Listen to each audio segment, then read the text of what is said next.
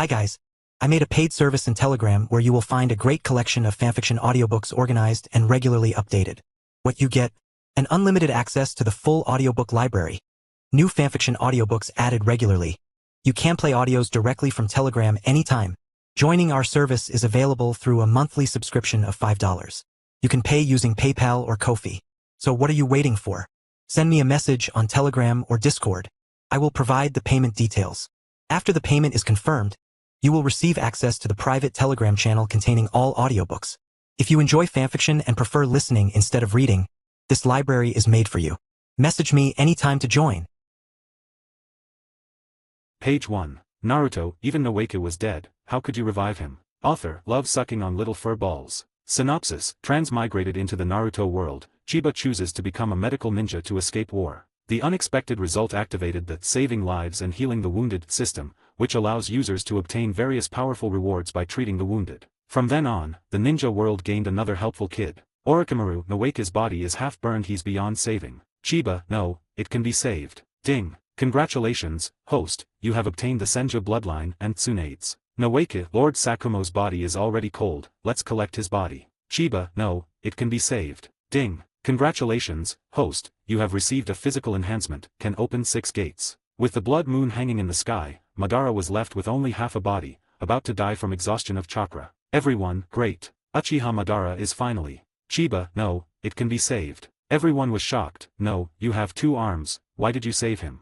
Ding. Congratulations, host, you have obtained the Rinnegan and the power of the 6 paths. After receiving countless rewards, Chiba suddenly discovered. Those self-proclaimed gods of the Otsutsuki clan seem unable to withstand even a single attack from him, a medical ninja. Chapter 1, Can saving lives make you stronger? A pitch-black rainy night. A group of figures dressed in Konoha ninja uniforms and wearing white armbands sped along the rugged mountain road. No, I'm just a logistics staff member in a medical platoon, why should I have to go to the battlefield? Is that reasonable? A black-haired boy, carrying a medical kit in one hand, ran while complaining to the middle-aged man beside him. Enough, Chiba. The middle-aged man, annoyed by the harassment, turned slightly to the side and snapped, do you think I want to go? This is an order personally given by the 3rd-generation lord. If you have any objections, go talk to him.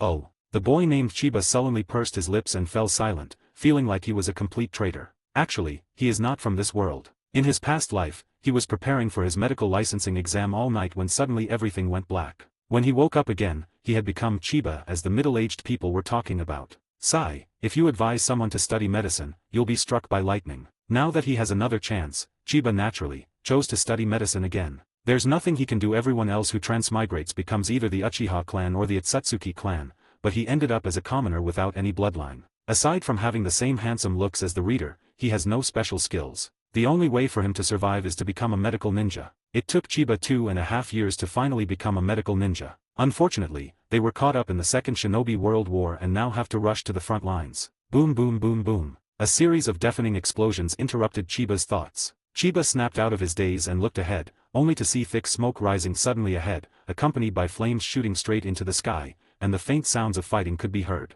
Are we about to reach the battlefield? Chiba's face paled, her knuckles clenched, and she felt uneasy. This was his first time on the battlefield, both in his past and present lives, and it would be a lie to say he wasn't afraid. Don't worry, Chiba.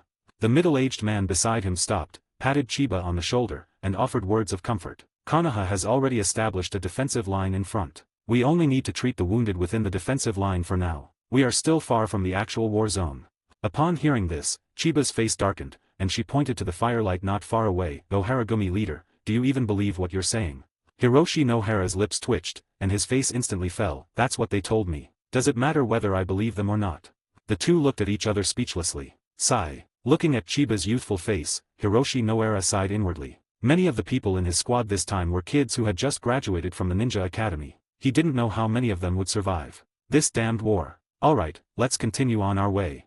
Hiroshi Nohara hardened his heart, uttered a single sentence, and then turned to lead the group onward. The sounds of fighting and thick smoke ahead gradually subsided, but the stench of blood wafted over grew stronger, constantly irritating Chiba's nostrils. He felt like he was stepping into hell. With his small arms and legs, if he were ambushed by the enemy, he would almost certainly die on the spot. I won't die here, will I?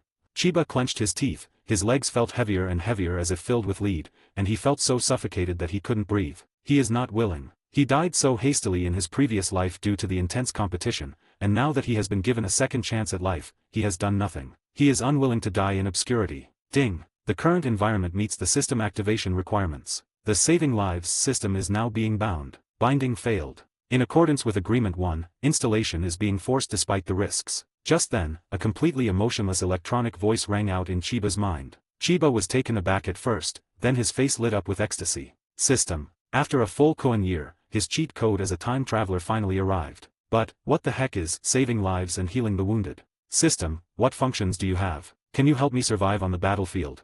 Chiba asked uncertainly in his mind. Ding. As long as the host successfully heals the wounded, a reward will be given, including but not limited to bloodline limits, forbidden techniques, ninjutsu, attribute values, etc. The size of the reward depends on the wounded soldier's qualifications, strength, and the severity of their injury. I see. So you can get benefits just by saving people, and the stronger the person, the higher the reward. Having understood the system's function, Chiba nodded, feeling somewhat relieved. Although this system is a bit weak, unlike the systems in other novels that can instantly open the kaleidoscope and transform the host into a celestial being, it's still better than nothing. He finally had some confidence to survive in this chaotic world. Ding! As a binding reward, the host has obtained a 10% buff to all medical ninjutsu permanent, and the right to use the skill Miraculous Healing 1. Miraculous Healing. Using this skill guarantees 100% revival of a critically injured person and ensures a high-quality reward. There's even a binding reward. Chiba's eyes lit up after seeing the system notification. He had a premonition that if he could make good use of the Miraculous Healing skill, it might allow him to soar to new heights. It's a pity. If Hashirama Senju had lived a few decades longer, I would have done my best to treat his illness. Chiba thought to himself. A few minutes ago, directly in front of Chiba and the others, in a dense, dark forest, a group of Konoha ninja stood ready, silently drawing their weapons. At this moment, a brown-haired boy in the group stepped forward and volunteered, Orochimaru-sensei, I'll lead the team to take care of those two Sand Village squads ahead. Orochimaru, as the captain, nodded slightly, tacitly approving his disciple's suggestion. Needless to say, the boy is Noeke, the grandson of Hashirama Senju, and currently the strongest connection to Konoha. Well. Noeke responded and led the way, leaping out of the woods. In a flash, he rushed towards the location of the Sand Village team, with several Konoha ninja following closely behind. Rope Tree, you're getting braver and braver. Watching his disciple lead the way, Orochimaru smiled with satisfaction and whispered something in a voice only he could hear. Although he initially accepted Noeke only because Tsunade entrusted him with the task, he gradually. Oh no, it's an explosive tag. Just as the rope tree was falling to the ground again, a barely perceptible thread was quietly tugged, and at the other end of the thread were countless explosive tags. The explosive tag traps set up in advance by the Sand Village ninjas were suddenly detonated. Boom boom boom boom. The chain of detonating explosive tags was incredibly powerful. The flames from the explosion almost instantly engulfed Noeke's figure, and the terrifying shockwave directly knocked over two Konoha ninjas who were closely following Noeke. Pat! A crystal necklace landed at Orochimaru's feet. He stared blankly ahead, his mind overwhelmed by some inexplicable emotion for the first time. Page 2. After a brief explosion, 7 or 8 Sand Village ninjas leaped out of their hiding place, grinning as they charged toward the Konoha members who had been ambushed. Enemy attack! Enemy attack! Lord Orochimaru, what should we do now? The roars of his subordinates came one after another, but Orochimaru seemed not to hear them. Noeke-kun, I promised Tsunade I would take good care of you. The battlefield is ever-changing, and without Orochimaru's coordination, the team members were thrown into complete chaos. I'll provide cover, you guys take charge of moving the wounded. Damn it, everyone, follow me and let's wipe out these Tsunagakur scum. Kill, kill, kill. Avenge our brother's rope tree. Damn it, where's the medical team? Did they crawl here? Why the hell aren't they here yet? Chapter 2, Everyone get out of the way, I'm about to unleash my cheat. This is Hiroshi Noera. Medical Team 13 is in position. Where are the wounded? Why are you taking so long to get here? Come with me quickly, there are many brothers who need medical treatment. When Chiba and the others arrived at the battlefield, the battle was already over, and the wounded were gathered together in a camp. Although transferring the wounded may cause secondary injuries or even death, it is still better than leaving them on the battlefield to die. At the very least, they can be left with a complete body, right? Phew, thank goodness, I don't have to use ninjutsu to save people on the battlefield. Many medical ninjas, including Chiba, secretly breathed a sigh of relief. It hurts so much. My hand is gone. Ugh. Chiba followed Hiroshi Noera into the tent, and as he listened to the painful wails around him, his eyes became even more determined. To survive in this chaotic world, to avoid being slaughtered by others, I need to possess sufficient strength. Let me see. Chiba's gaze swept over the wounded, trying to find anyone worthy of his miraculous healing technique. He urgently needed to improve his self-preservation capabilities on the battlefield. After examining it closely, Chiba's eyes were fixed on a stretcher, and he couldn't look away. That's. Despite the boy on the stretcher being charred black and almost burned to a crisp, Chiba still managed to identify him. Thousand-Hand Rope Tree. That unfortunate kid who was the only one in the original storyline to die from an explosive tag. Chiba immediately became excited. Noeki inherited a quarter of Hashirama's bloodline, and he's on the verge of death. Isn't he the perfect candidate he's looking for? Kaleidoscope. Celestial body. Here I come. Chiba strode quickly toward Noeka's stretcher, his eyes almost shining. Just then, a figure suddenly blocked Chiba's path and whispered, "Chiba, change your target, ignore him for now." Hiroshi Noera, a seasoned veteran, noticed Noeka the moment he entered the camp and quietly checked on Noeka's situation. Nearly 80% of his body was burned, and his internal organs were almost completely crushed by the shock of the explosion. It's a miracle that this kid still has half a breath left. There's no way to save him. If it weren't for his special status, he probably wouldn't have been carried back as an injured person. He would have been put to a coffin long ago. "Listen to me, Chiba," Hiroshi Noera said in a low voice. "There are so many wounded here, let's find someone else. Don't make trouble for yourselves. Rope Tree is a hot potato right now, and he doesn't want his team members to take over. Team leader Noera, I know you're worried about me, but I'm fairly confident I can save him. Please let me try." Chiba smiled bitterly. He didn't want to experience any scenes of showing off or getting slapped in the face. He just wanted to get the reward smoothly and survive. But his age seemed to be adding a lot of obstacles to him. Looking at Chiba in front of him, Hiroshi Noera sighed heavily, recalling his past stubbornness. After hesitating for a moment, he finally stepped aside. "Thank you, Noharagumi-senpai." Chiba walked past Hiroshi Noera, strode over to Noeka's stretcher, opened his medical kit as a cover, and then focused all his attention on the system. "Team leader, he's a newbie who hasn't been studying medicine for very long. What kind of confidence can he possibly have? Are you just letting him mess around like this?" At that moment, a medical ninja approached Hiroshi Noera and spoke with some displeasure. Clearly, Hiroshi and Chiba weren't the only ones who noticed Noeka's identity. They just kept it to themselves. Seeing that Hiroshi Noera remained silent, the medical ninja continued, "If Lady Tsunade blames us for this, our group will definitely be implicated, and then—" "Shut up, Wu Gang." Hiroshi Noera snapped. "Healing and saving lives is the essence of medicine. If you don't have the guts to do it, then don't hinder others from fulfilling their duties. There are so many wounded people waiting for treatment right now. Do you have time to gossip here?" "Yes, I understand, Noharagumi-sama." Wu Gang's face turned pale and then red, and he slunk away to treat the wounded. Hiroshi Noera also left the tent with a cold snort, obviously having other matters to attend to. Meanwhile, just as Chiba was figuring out how to use miraculous healing, a cold voice suddenly came from behind him. "Who gave you permission to touch Noeka-kun's body?" "Danger." Chiba felt a chill run through his body, and his consciousness instantly returned to reality. He felt as if he were being stared at by a venomous snake, with a thorn in his back. Could it be?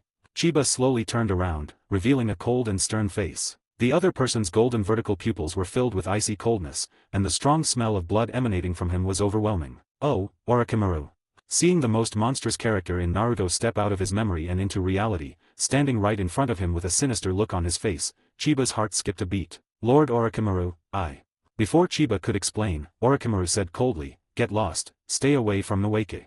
Even if Tsunade came, she couldn't save Noeka from his current state. This damned guy was just trying to use Noeka to put on a show." Orochimaru had seen far too many opportunists like Chiba, and he would never allow such a despicable person to taint Noeka's body. "Haha, this is going to be good." Wu Gang, standing to the side, wore a gloating expression, intending to watch Kinyi suffer. He wasn't the only one with this thought. Chiba is far too young. No one would believe that a teenager could claim to have superb medical skills and do things that adults like them cannot. They would only feel disgust and aversion towards this child. Raging. Orochimaru had just slaughtered more than a dozen Sand Village ninjas, and his murderous aura enveloped Chiba as if it were a tangible force, making it hard for Chiba to breathe. How can it be repaired?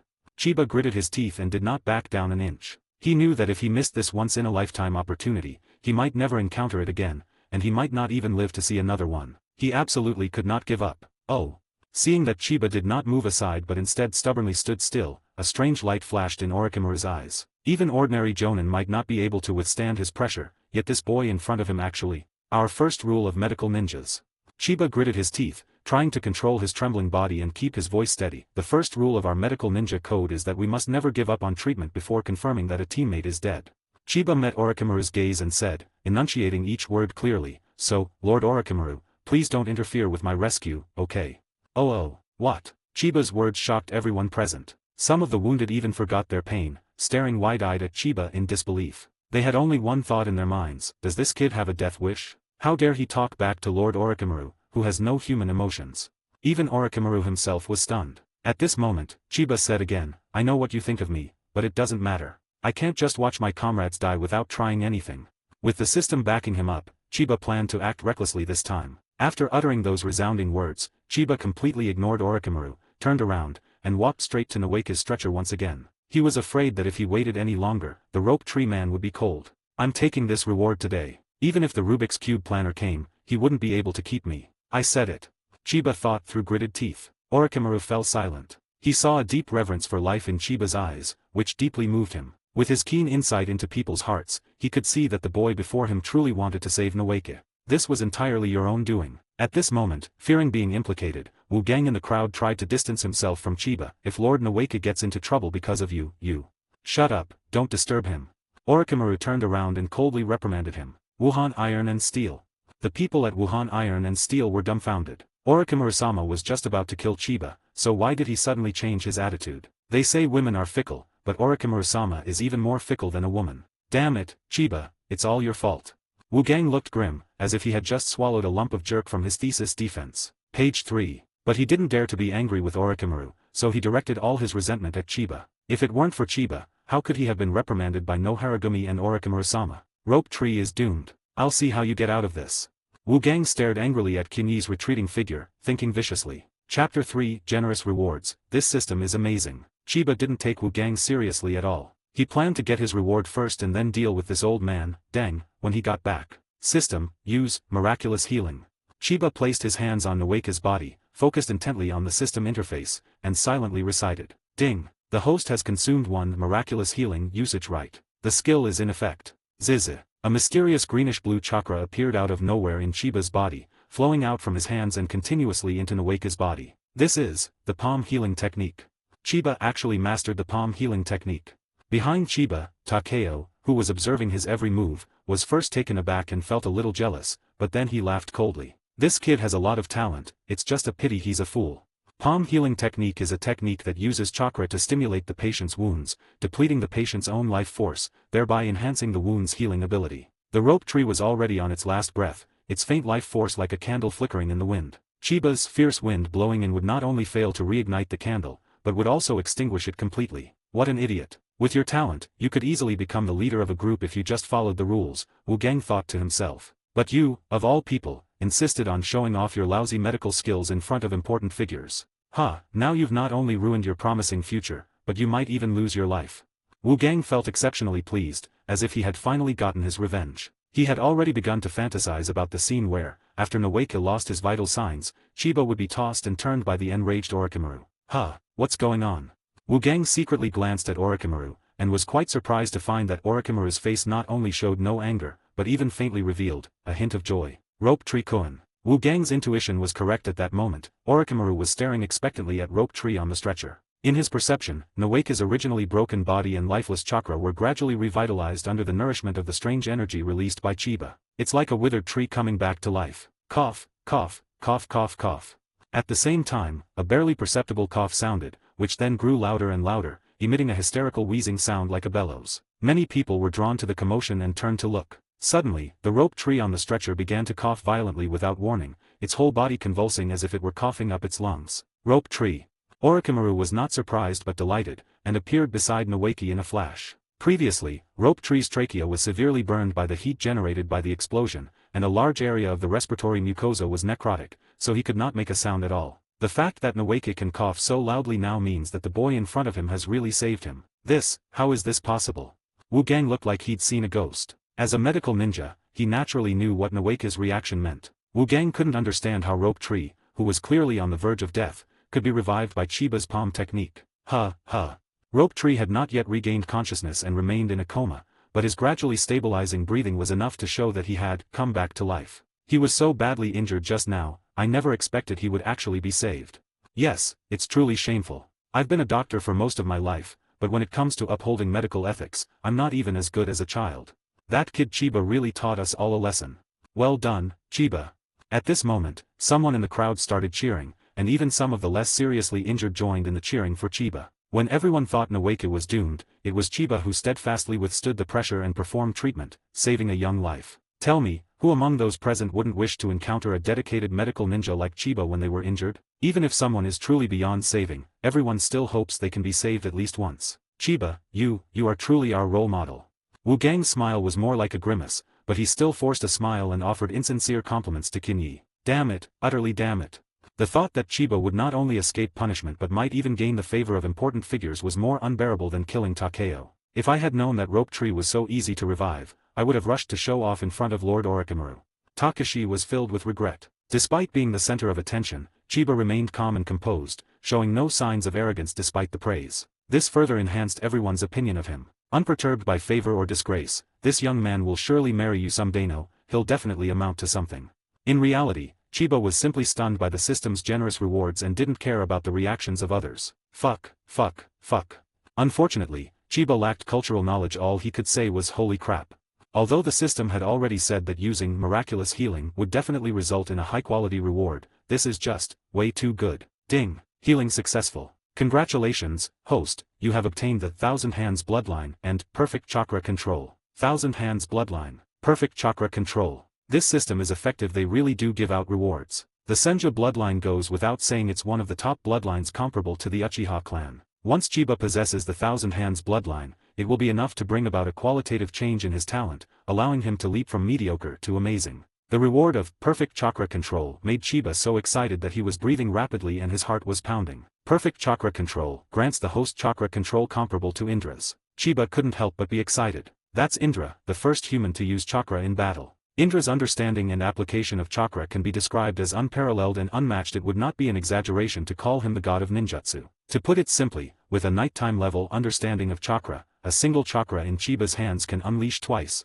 or even 10 times, its power. The system is awesome. Chiba really wanted to scream a few times to vent his excitement. Ding! Rewards will now be distributed to the host. A system notification sounded. A warm current surged from the depths of Chiba's soul, transforming into countless threads that seeped into his body, constantly reshaping every inch of his bones and flesh. At the same time, countless images flashed through Chiba's mind, memories of his constant refinement and use of chakra, as if he had personally experienced them. Rewards have been distributed. Host, please continue your efforts in saving lives. The existence of this system is truly amazing.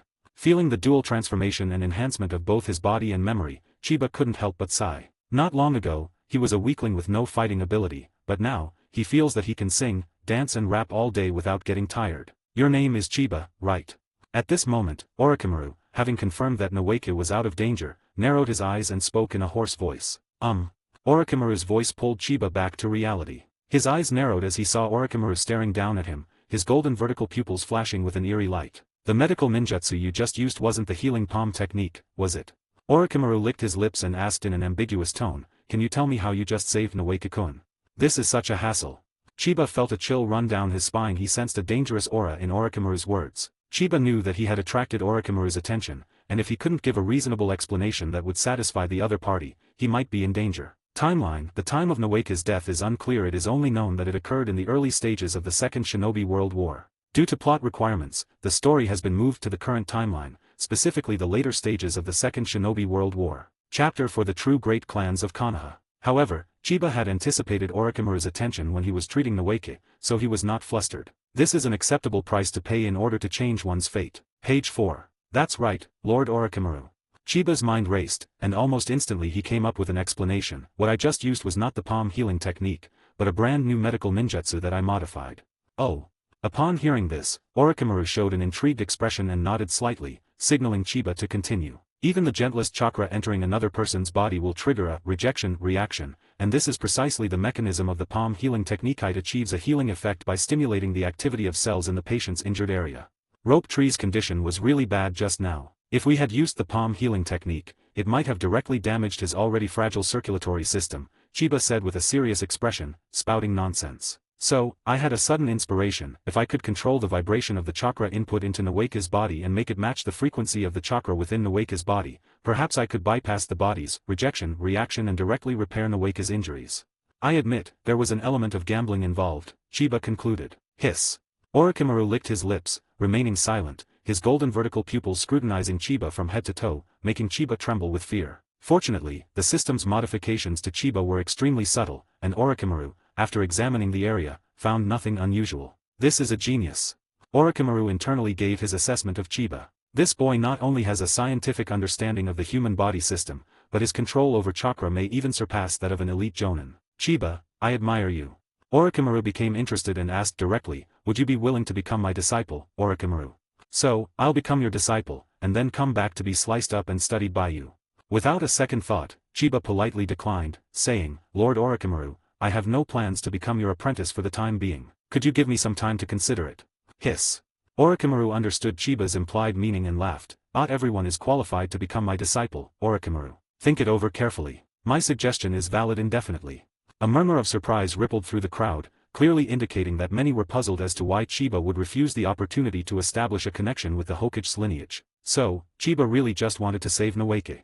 His noble character and integrity are beyond my reach. Alas, we were judging others by our own petty standards just now, everyone sighed sincerely. Damn it, damn it, damn it. Wu Gang, standing to the side, was practically dying of jealousy. Lord Orochimaru, Chiba is ungrateful. Why don't you choose me as your disciple? After the storm, Chiba didn't even have time to catch his breath before rushing off to the next wounded soldier. Don't ask, the answer is we're in a hurry to stock up. Ding, treatment successful. Congratulations, host, you have gained good looks. System error. System error. Host's appearance has reached its limit and cannot be increased. The reward has been changed to +1 for length. What? After seeing the system notification, Chiba was a little worried. He was already overweight, how was he going to find a partner if he grew any taller? Ding, healing successful. Congratulations, host, you have obtained fire release small fireball technique. Ding, treatment successful. Congratulations, host. After all the treatment, Chiba only received some useless things. He realized with some melancholy that what matters is not quantity, but quality. Such powerful chakra control. Such a genius is truly enviable. Orochimaru withdrew his gaze from Chiba and made up his mind that he would find a way to get his hands on Chiba after this war was over. Holy crap, Chiba, you actually brought him back to life. When Hiroshi Noara stepped back into the tent, his jaw nearly dropped to the ground in astonishment. However, what surprised him even more was yet to come. What? Lord Orochimaru even offered to take you as his apprentice. And you actually refused. Such a good opportunity, why don't you cherish it? If you don't want to give it to me, fine, Hiroshi Noara said half-jokingly. Chiba scratched his head and chuckled. Team leader Noara, I don't have any grand ambitions. I just want to be a good medical ninja and continue to save lives. You kid. Hiroshi Noara patted Chiba on the shoulder, said nothing more, and turned to leave. You're Chiba. Not long after, just as Chiba was preparing to find his next patient, an arrogant voice came from beside him. Okay. Chiba frowned slightly and looked up to see a man wearing a chunin vest walking swaggering towards him. I am Inoue Shingen. I've heard you're a good doctor. Come with me, my sister needs your help with her treatment, the man said in a commanding tone. Clearly, news of Chiba saving Noeki had already reached other camps. This guy. Chiba was very unhappy with Inoue Shinen's arrogant attitude. However, adhering to the principles of a doctor, Chiba patiently asked, what is the patient's strength? How serious are their injuries? Do they urgently need treatment? Why are you talking so much nonsense? If I didn't urgently need medical treatment, why would I be looking for you? Inoue Madara said irritably, just come with me. My sister's face was slashed by a kunao, and we've been waiting for ages without a single medical ninja showing up. I have to come out and find one myself. What the hell? Chiba's mind went blank for a moment. Besides the wound on your face, does your sister have any other serious injuries? What do you mean by, besides the wound on your face? Inoue Mon was displeased. A girl's face was injured. Isn't that serious? Damn it. Chiba's face darkened completely. Inoue Shinen, is it? I don't have time to play your nonsense. Please leave. I still have other patients to treat. Kid, how dare you refuse me? Inoue Shinen never expected to be rejected by a mere teenager, and his voice instantly turned cold. Do you know what the name, Inoue clan, means in Konoha? Everyone in Chiba was numb. What Inoue clan? A clan that didn't even appear by name in the original story, not even worthy of being background characters. What makes you so arrogant? I'll say it again, leave. Don't get in my way of treating the injured who need help more. Chiba said impatiently, unable to contain himself any longer. You bastard, you think I was being too nice to you just now. Inoue Mako's face darkened completely. He pointed at Chiba and angrily rebuked, how dare you, a commoner without even a surname, speak to me in such an attitude. I think this young man is right. At this moment, a figure walked up to Chiba's side and looked at Inoue Mon with a calm expression, saying, if you have nothing else to do, you'd better leave as soon as possible. Don't cause trouble here and interfere with other people's work. You. Inoue Shinen was about to get angry, but the moment he saw the small flame fan on the other's chest, his arrogant aura vanished instantly. In Konoha, it's true that the Inoue clan has some influence, but in the eyes of the clan members, they can only be considered an insignificant, low-ranking clan. Yes, sir, you are right. I will leave now. After bowing to the figure, Inoue Shinen was about to turn and leave when the figure called him back. Wait a minute, shouldn't you apologize to this young man before you leave? Yes, you're right. Young man, I apologize for my poor attitude earlier. Inoue Shinen hurriedly apologized to Chiba, completely different from his arrogant demeanor just moments before, and then slunk away from the tent. You are. Chiba glanced sideways at the figure, and for a moment, he saw the shadow of Uchiha Itaki in the other person. Hello, my name is Uchiha Fugaku. The figure bowed slightly towards Chiba, speaking earnestly, my friend's injury is rather serious, could you please take a look? Chapter 5 Why did you change wives, Fugaku? Uchiha Fugaku, the last patriarch of the Uchiha clan, the god of giving away freebies, and the father of a filial son. Everyone knows Itaku went easy on her, but no one knows Fugaku gave up so easily. That guy is a ruthless character too. Looking at the young man who wasn't much older than himself, Chiba had many thoughts flashing through his mind before finally nodding and saying, okay. Tell me about your friend, Chiba asked as they hurried toward another tent. My friend accidentally inhaled some poisonous gas during a battle against Tsunagakure and has been unconscious ever since. My medical ninjas are helpless. Sigh. With that, Fugaku sighed. He somewhat regretted not taking advantage of his privilege as the young head of the Uchiha clan to bring 2 skilled medical ninjas from the clan to the battlefield. It seems this so-called friend is very important to Uchiha Fugaku, Chiba thought to himself. Dr. Chiba, this is my friend, Uchiha Miyu. Led by Fugaku, the two arrived at another small tent, where only a woman lay unconscious, clearly the person Chiba was there to treat. TSK, a private room, huh? This treatment is truly befitting of the Uchiha clan. Uchiha Miyu looked to be the same age as Fugaku. She had a gentle appearance and a good figure. Chiba quickly took over and examined her carefully. The injured person's skin and mucous membranes were cherry red, the pupils were dilated, and the vital signs were weak, which were obvious symptoms of poisoning. Page 5. Chiba then brought his face close to Uchiha Miyu's mouth and nose to smell if she exhaled any gas with a special odor, in order to determine the type of toxin. Your friend's situation is indeed quite complicated. After a thorough examination, Chiba came to a conclusion. Uchiha Miyu has been poisoned with a very complex toxin that has seeped into her internal organs, and could cause her to die from organ failure at any time. The person who concocted this poison was extremely skilled. The toxin had already merged with Miyu's chakra. Given her already weak condition, attempting to remove the toxins from her body could very likely hasten her death. Unless it is possible to completely remove all the toxins from her body in one go, without harming Miyu. Clearly, this is an extremely rigorous test of a medical ninja's mental strength and chakra control, which explains why the medical ninjas here are helpless. Upon hearing Chiba's words, Fugaku's heart skipped a beat. Dr. Chiba, do you have a way to save Miyu? Chiba nodded confidently, of course.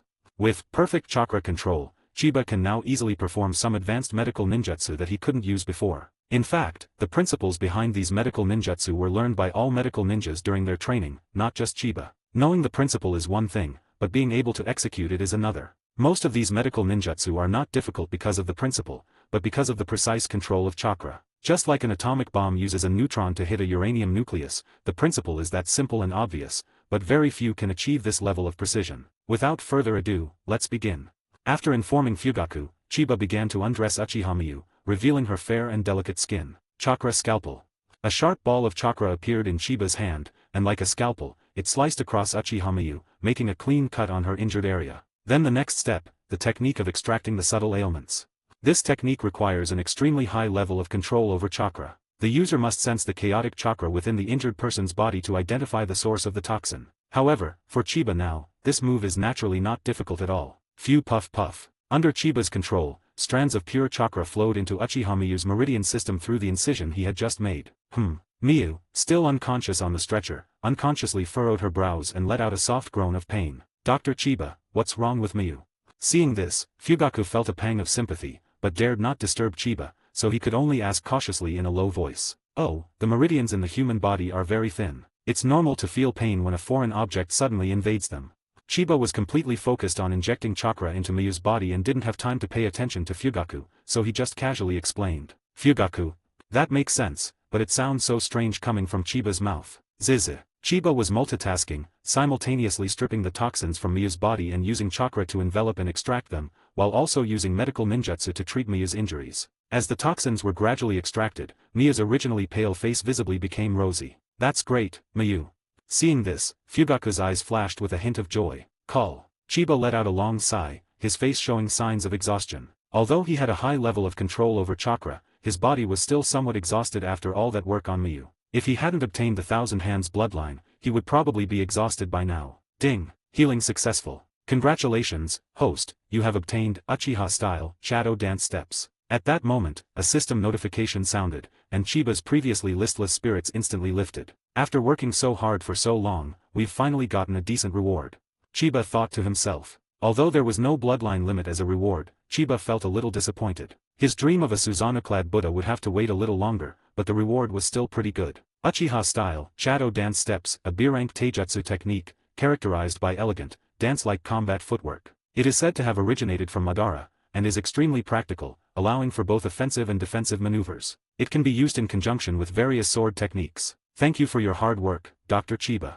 Looking at Miyu, who was finally recovering in the hospital bed, Fugaku said with some excitement. Just now, a group of medical ninjas were at a loss, and he went to Chiba with the mentality of trying anything as a last resort. Unexpectedly, the other party actually solved the poison in Miyu's body. Chiba closed the system interface, waved his hand, and said with a smile, "It's not hard work at all. I'm actually enjoying it.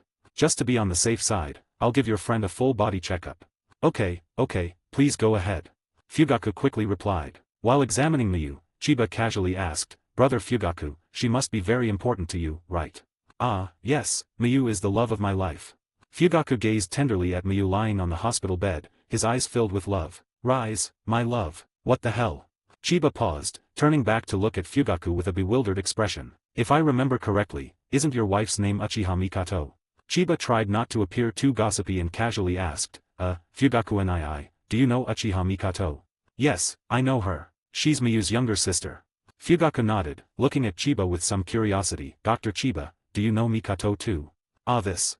Chiba didn't know what to say for a moment, so he pointed to Miyu on the bed and changed the subject. "Brother Fugaku, the toxins in your friend's body have been completely removed. There will be no more problems. He just needs to rest and recuperate." "It is good."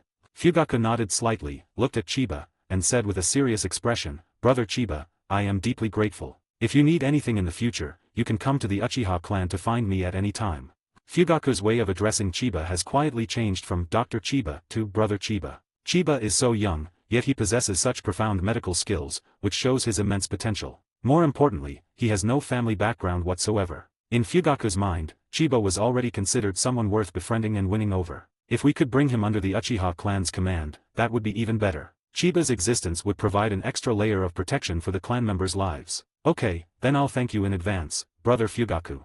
Chiba smiled and nodded to Fugaku, acknowledging the favor. Chapter 6, Deep into the Battlefield, Encountering Crisis. After a short rest, Chiba left Fugaku's camp and resumed his mission of procuring supplies to save lives. However, by this time, most of the seriously wounded who were still alive had been treated, and the remaining lightly wounded did not drop any useful rewards for Chiba. "It seems I should treat more people with names and identities in the future," Chiba thought to himself. After treating all the wounded, the sky was beginning to lighten, and a ray of dawn tore through the thin veil of night, revealing a brilliant sunrise. The medical ninjas were all exhausted. They gathered in a tent, some of them feasting, some taking the opportunity to rest, and most of them chatting and joking. Currently, Konoha has not yet reformed its medical ninja system, and most medical ninjas follow a specialized path, making them quite weak in battle. Everyone was very fortunate that this mission did not encounter the ongoing war, and the entire team suffered no casualties. "Sigh, you guys don't understand." An old man recalled, "1 second, my old friend and I were chatting and laughing, and the next second, he was burned to ashes by the fire attack. I was lucky to escape." Chiba remained silent. For the strong, war is an arena for fame and fortune, a means to realize their ambitions. But for the weak, it is a battlefield that could take everything away from them at any moment. "Speaking of Chiba, I never realized you were so outstanding." Noticing that his team members were somewhat downcast, Hiroshi Noara laughed heartily and began to change the subject. "What a pity. If my daughter weren't so young, I would have wanted to recruit you as my son-in-law." Ha ha ha ha ha. As soon as Hiroshi Noara said this, the team members laughed, and the atmosphere in the tent instantly became cheerful. "Team leader, if I were you, I would arrange this marriage immediately. Chiba has gained the favor of a big shot, and his future is definitely bright. Hey, don't try to matchmake us. Everyone in our group 13 knows that Chiba only likes pretty older women and has absolutely no interest in little girls. Chiba, you're not getting any younger, why are you still single? How about I introduce you to someone? The kind with fair skin, a pretty face, and long legs." Sigh. Faced with his group members' good-natured teasing, Chiba sighed inwardly. If he had a pretty older sister to take care of him, he wouldn't be so annoyed. But, is that no Haragumi leader's daughter? Speaking of which, Chiba always thought that the Noera family head had a son named Noera Shinashuk. Could Noera group leader's daughter be Noera Rin?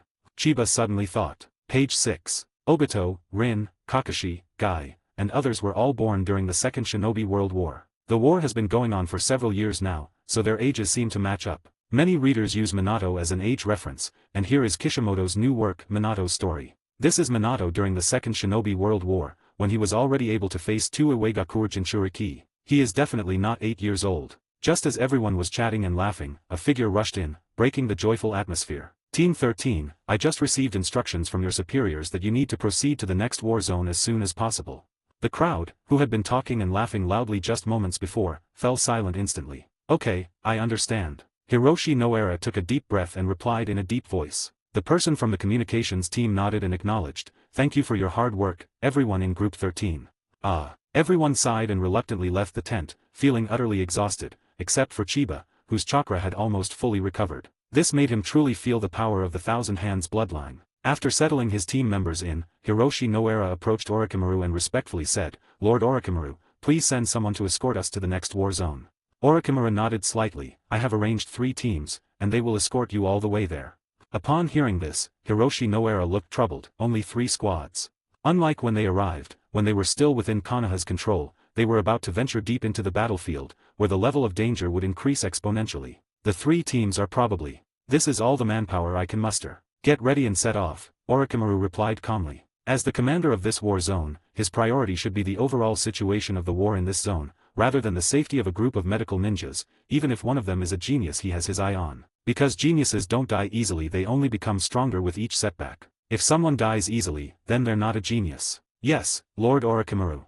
Knowing there was no room for maneuver, Hiroshi Noera had no choice but to grit his teeth and agree. Escorted by 3 Konoha squads, the medical ninjas of Team 13 set off again, moving swiftly through a dense forest, heading non-stop to the next battle zone. Phew, I wonder if I'll run into any interesting people in the next place. With the system in hand, Chiba's initial apprehension has subsided, and his mindset is quietly changing. Damn Chiba.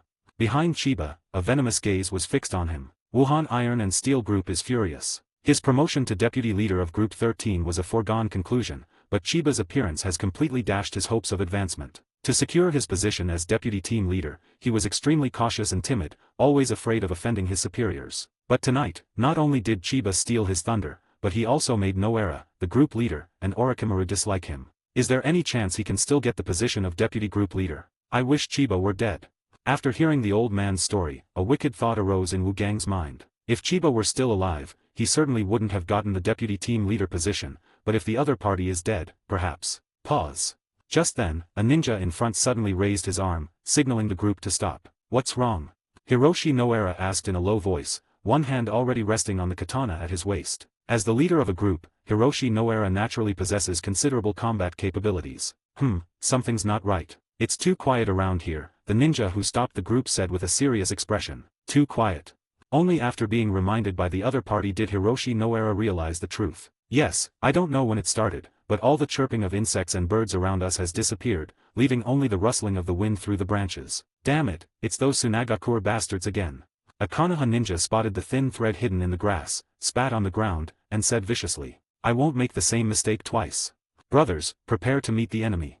The 3 Konoha squads quickly dispersed, protecting the medical ninjas of Team 13 behind them, and cautiously surveyed their surroundings. The number of enemies may be quite large.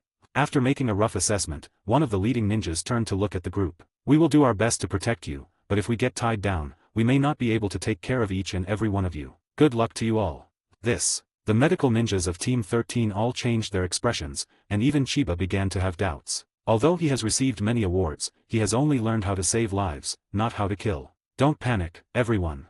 Hiroshi Noera shouted and commanded, as we practiced before, form pairs back to back, watch out for your front and back, and be wary of enemies crossing the line. Yes, Chief Noera. Under Hiroshi Nohara's organization, the group managed to mentally prepare themselves, and one by one they frantically pulled out the weapons they usually used as decorations and began to pair up with the people around them. The opportunity has arrived. Wu Gang's heart was practically leaping out of his throat. He suppressed his excitement, jogged over to Chiba's side, and tried to keep his expression natural, saying, Chiba, how about we team up? Chiba glanced at Takeo, nodded, and gave a simple, honest smile. Alright, Senior Takeo, I'll be counting on you for a while. Heh, what an idiot. Seeing Chiba's unguarded state, Takeo sneered inwardly. Chapter 7 The Pain of Chiba. With his back to Chiba, Wu Gang pulled a scalpel from the medical kit, a sinister glint in his eyes. Wind release, wind cut technique. However, before Wu Gang could figure out how to kill Chiba at the hands of the Tsunagakure ninja, a series of whistling wind blades attacked them from the dense forest. 2 Duntu Lyubi. The two Konoha ninjas reacted quickly, their hands forming hand seals in a blur. With a slap on the ground, two thick, circular earthen walls rose up, blocking the path of the incoming wind blades. Swish, swish, swish. The moment the wind blades were blocked by the earth wall, more than a dozen Sand Village ninjas leaped out of the dense forest and launched a fierce charge against the Leaf Village. Clang. As the distance between them closed, the ninjas on both sides drew their weapons simultaneously and engaged in close combat. Ding! Blades clashed, sparks flew, and in just one exchange, 3 or 4 people from both sides fell, never to rise again. The Sand Village had a numerical advantage and tore through the Konoha ninjas' defensive line in the blink of an eye. 3 or 4 Sand Village ninjas ignored everything and charged straight at the medical ninjas behind them. You bastards, you're not allowed to touch my team members. Hiroshi Noara roared, gripped his katana tightly, and strode forward to meet a Sand Village ninja. Chiba, watch out behind you. Wu Gang kept his back against Chiba's, preventing him from retreating, until a Sand Village ninja rushed over. Only then did he instantly step aside and shout in feigned panic. Okay. Chiba turned slightly to the side and saw a Sand Village ninja wielding a long sword rushing towards his location, only a few steps away. Ugh, this is so annoying. I've never learned how to kill anyone. Chiba thought to himself, somewhat frustrated. Across from Chiba, the Sand Village ninja glanced at the white armband on Chiba's arm and sneered. What a pity. If it were any other time, I might have spared your lives, but now, you'd better just die. He had no trouble dealing with a few ordinary medical ninjas, especially this kid in front of him, who looked like a greenhorn who had never experienced combat. Other medical ninjas at least carry a sword to pretend, but this kid panicked so much that he forgot to draw his sword and just stood there dumbfounded. Even if you handed the knife to this kid, he probably wouldn't have the guts to use it to stab someone. Sand Hidden Style, First Fierce Wind Slash. The Sand Village ninja took a step forward and instantly appeared beside Chiba, his long sword slashing towards Chiba like a whirlwind, intending to cut him in half at the waist. With a swift strike, the Sand Village ninja was startled. His sword didn't feel like it had struck anything solid. His surefire strike had missed its mark. Uchiha style, Shadow Dance Steps. The moment the Sand Village ninja got close, Chiba lightly touched the ground with her toes, and her figure landed gracefully and elegantly behind the opponent like a ghost. An uninformed person might think that the two were dancing together. Not good. Although Chiba wasn't holding a sword, the Sand Village ninja instinctively sensed danger, and the hairs on his body stood on end. However, before he could turn around, a small, delicate hand had already pierced through his chest. Chakra Scalpel. Page 7. Nani. The Sand Village ninja's pupils suddenly contracted, and he looked down in horror, his eyes gradually losing their luster. He never expected that the other party, who looked like just an ordinary kid, would actually master the advanced A-rank ninjutsu, Chakra Scalpel. What's even more unexpected is that Chiba, despite it being his first battle, was able to grasp the rhythm of the fight so precisely, and his attacks were swift and decisive. Chakra Scalpel. Chakra Scalpel. Die, you bastard. Chiba was in a panic during his first battle, and he didn't know whether his opponent was dead or not. He just kept stabbing his opponent's little hand. Pft, pft, pft. Although Chiba had never learned how to kill, he could pinpoint vital organs with his eyes closed and aimed every move at the Sand Village ninja's arteries, quickly turning him into a bloody mess. As Chiba stabbed, he growled in pain, I'm just a medical ninja, I only want to heal and save lives, I don't want to kill. Why are you forcing me? Why are you forcing me? Puff, puff. The blood of the Sand Village ninja gushed out like a fountain, splashing all over Chiba. Oh. Hiroshi Noara had finally managed to defeat the enemy after a great deal of effort. Just as he was about to turn around and check on his team members, he saw Chiba covered in blood. Hiroshi Noara was completely numb. When did Chiba become so amazing? It's just that he seems to have some mental issues. Chiba, be rational, the person is already dead. Hiroshi Noara shouted. Lychees. What lychees do you want me to get? Chiba continued poking while roaring. Why are you forcing me? Why are you forcing me? Noara Hiroshi. Save me, save me. The battlefield was in chaos, and cries for help from the medical ninjas were constant. However, one voice stood out as particularly urgent and shrill. What the hell? Wuhan Iron and Steel Group felt like it had been incredibly unlucky these past 2 days. He was secretly pleased with himself for tricking Chiba, but he hadn't run far when he ran into a Sand Village ninja who had circled around from behind. Fortunately, Wu Gang had a flash of inspiration and pulled down an unsuspecting colleague next to him to take the blow for him, which bought him time to escape and shout for help. Wuhan Iron and Steel, I'm here. Hiroshi Noara had just freed up his hands and was about to go and help Wuhan steal when a powerful voice rang out. "Senior Wu Gang, I've come to save you." Hiroshi Noara looked in the direction of the sound and saw that Chiba had stopped what he was doing and was rushing towards the Wuhan Iron and Steel Company. Chiba is indeed closer, so let's leave it to him. Seeing this, Hiroshi Noara gave up the idea of rescuing Takeo and chose to run towards a Sand Village ninja who was closer to him. "Thank goodness, Chiba, please save me." Seeing Chiba running towards him, Wu Gang felt as if he had seen a savior, and he could hardly contain his joy. "Idiot, after you save me, I'll..." When Hiroshi Noara and his team finished off another enemy, he turned around and looked at Chiba, only to find that the Sand Village ninja who had been chasing Takashi earlier was lying on the ground. Wuhan Iron and Steel Group, Wisco, also collapsed on the ground. "I'm sorry, Team Leader Noara, I was too late and couldn't save Senior Takeo." Noticing Hiroshi Nohara's gaze, Chiba said with a guilty expression, "Sigh, it's not your fault, Chiba. This is war."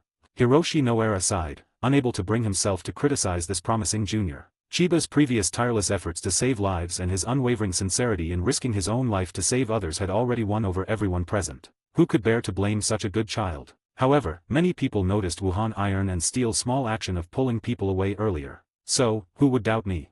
Chiba gave a simple, honest smile. Wuhan Iron and Steel Group has been targeting them in every way. Do they really think they are blind and have no temper? Chakra Scalpel. The Sand Village ninjas who rushed into the medical ninja group were quickly dealt with by Chiba and the others. They never expected that a freak like Chiba would be hidden among a group of innocent lambs. Seeing that things were going badly, the Sand Village ninja responsible for harassing the Konoha team quickly withdrew, detonated several poison sacks, and disappeared into the forest without looking back. "These bastards!" A Konoha ninja cursed under his breath. Because of the Sand Village ninja's sneak attack, they lost 5 brothers, but the other side didn't fare any better. "Oh no, get out of here quickly." At that moment, a Konoha ninja, after searching the corpse of a Sand Village ninja on the ground, suddenly changed his expression and shouted, "Run! Run! Everyone, run!" The medical ninjas of Team 13 had no other redeeming qualities except obedience. Without even asking any questions, they took off running. "What's wrong, brother? What did you find?" Hiroshi Noara asked as they ran. A Konoha ninja turned around, his face grim, and said, "None of them carried any rations. These bastards probably have a base nearby."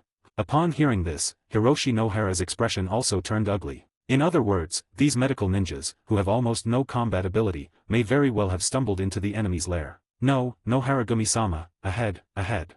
At this moment, a medical ninja running ahead stopped and pointed ahead with a look of horror on his face. Hiroshi Noara looked ahead and saw 30 or 40 figures emerge from the forest, grinning maliciously at them. Damn, damn.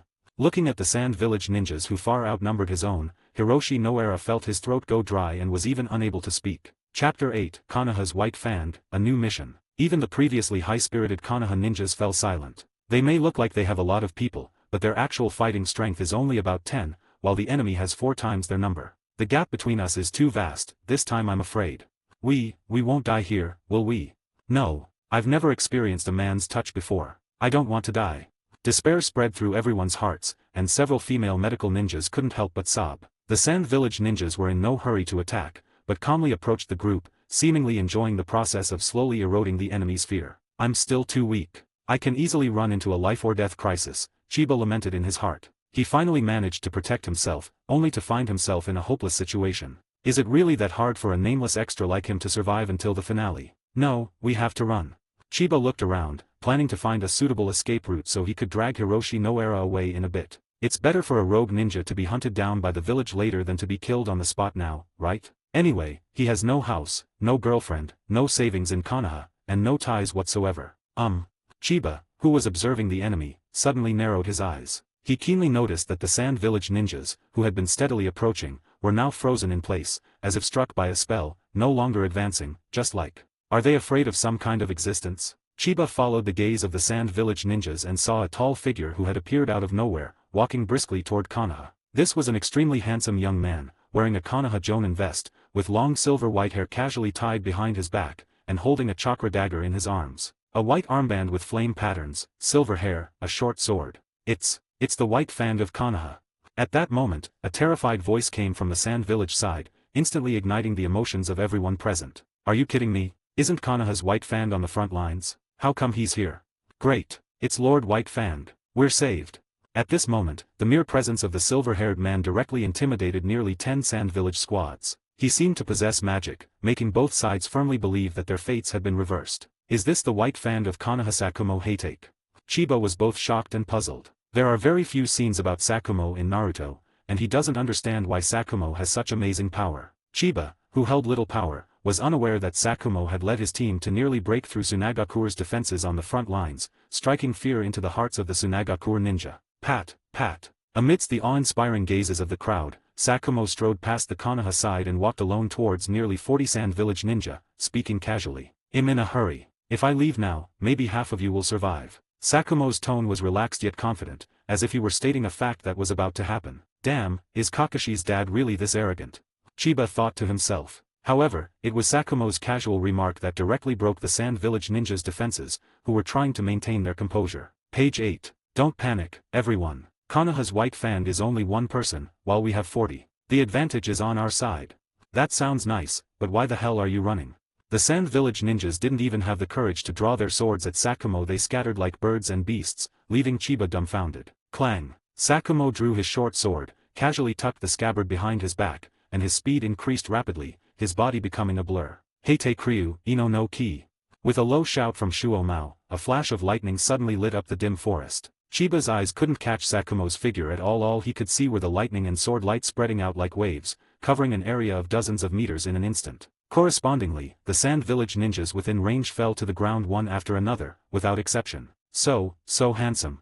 Seeing the shocking scene before him, Chiba's heart pounded wildly, as if a flame was burning within him, and his blood was boiling. Having been in this world for so long, this was the first time he had ever seen the world's high-end combat power with his own eyes. The intense impact of being there was something he could never experience while watching anime. Chiba was captivated by Sakumo's domineering confidence and composure, as well as his dazzling swordsmanship that overwhelmed Tsunagakure. Although he studied medicine, he also longed to possess the power of life and death over his enemies. Exactly half, so it doesn't count as breaking my promise. While Chiba was still in shock, Sakumo had already sheathed his sword and returned. Elegant, so damn elegant. Lord Sakumo, weren't you fighting the main force of Tsunagakure at the forefront? How come you're here with us? A Konoha ninja rushed forward with a look of surprise and delight, much like a fan meeting their idol in later generations. Needless to say, it must be because my wish just now came true. A female medical ninja exclaimed in a lovesick tone, I just said I've never tasted a man's flavor before, and the Sage of Six Paths has delivered a perfect man right in front of me. I have an urgent matter to attend to. With a single sentence, he dismissed the enthusiastic group. Sakumo looked at the group of medical ninjas, his gaze shifting before settling on Hiroshi Noara. I heard from the communications team that your Team 13 has a highly skilled medical ninja named Chiba. Is that you? This. Hiroshi Nohara's face flushed red instantly. He knew that Sakumo had mistaken him for someone else. Wu Gang is dead, and the old man who used to tell stories is also dead. Now, he's the only one left among the older members of Group 13. No wonder Shuo Mao would mistake him for someone else. It wasn't me, Lord Sakumo, it was Chiba. Hiroshi Noara stepped aside, revealing Chiba's youthful face behind him. Okay. Looking at the young boy in front of him, Heitake Sakumo was unusually stunned for a moment. The excellent medical ninja that the communications team mentioned possessed medical skills comparable to Tsunade's was actually this underage child in front of us. Even with his extensive experience and knowledge, Shuo Mao was momentarily stunned. However, he quickly recovered and looked at Chiba with a normal expression, saying, Come with me, Chiba. I need your medical skills. We can talk about the rest on the way. But I still want. Chiba was somewhat resistant. He looked at Hiroshi Noara beside him with a questioning look in his eyes. Go, Chiba. Hiroshi Noara nodded and smiled encouragingly. Since it's Lord Sakumo's request, you might be going to do something that could influence the entire war. This is a great opportunity for you to make a name for yourself. Hiroshi Noara was speaking from the heart. With Sakumo-sama there, Chiba shouldn't be in any danger. This was a good opportunity, and he was genuinely happy for Chiba. Leave the medical treatment mission in the other war zone to us. Go ahead and don't worry, Chiba. Alright then, Noharagumi-sama. Chiba hesitated for a moment before nodding in agreement. He raised his arms slightly, wanting to hug Hiroshi Noara before leaving, but with so many people watching, he felt a little embarrassed. You brat, stop being so wishy-washy. Lord Shuumao is still waiting here. We can talk about it when we get back to the village. Hiroshi Noara saw through Chiba's thoughts, patted him on the shoulder, and laughed and scolded him. Okay, you're the team leader, I'll listen to you. Chiba stopped dawdling and followed Sakumo as they turned and left. This was the last time he saw Hiroshi Noara. Lord Sakumo, won't your departure from the front lines affect the battle? Chiba asked curiously on the way. The enemy in my area has been mostly wiped out, and by the time the enemy in other war zones realizes this, we will have already gone back. Sakumo Heitake led Chiba at breakneck speed, and Sakumo was somewhat surprised to see that Chiba still had the energy to talk to him. It seems that this young man has some other skills besides his exceptional medical expertise. Sakumo secretly increased his speed until he reached the Jonin level. When he noticed that Chiba was struggling, he stopped increasing his speed. Chiba, I need you to do your best to save the two of them later. Sakumo turned slightly to look at Chiba and said, the life and death of these two are enough to affect the course of the entire battle. Chapter 9, Confidence? 90%, I'd say. Will it affect the overall course of the battle? Chiba was somewhat surprised to hear this. However, Sakumo did not seem inclined to explain further, so he wisely refrained from asking and instead asked, Lord Sakumo, are they badly injured? Ah. Sakumo nodded slightly, and said with some helplessness, they are both very strong. I can't hold back in the fight, so. Oh, so he's an enemy who fought against Lord Sakumo. Recalling the terrifying power of Sakumo's attack earlier, Chiba nodded in understanding. These two are probably not just seriously injured, they're likely on the verge of death, beyond the reach of conventional medical treatment. I heard from my colleagues in the medical team that Lady Tsunade seems to be fighting Cho on another battlefield. The two of them are having a great time, one using poison and the other using antidote. Presumably, Sakumo Heitake couldn't find a more suitable candidate, so he randomly selected this lucky person. Along the way, the squad that had been left behind by Sakumo came to rejoin them one after another. Looking at his teammates all around him, Chiba felt an overwhelming sense of security. Good heavens, they even have makeshift hospital rooms. After arriving at the war zone where Sakumo was located without any incident, Chiba looked at the hospital room in front of him and clicked his tongue in amazement. Who is this person who deserves such high-level treatment? Come with me, Chiba.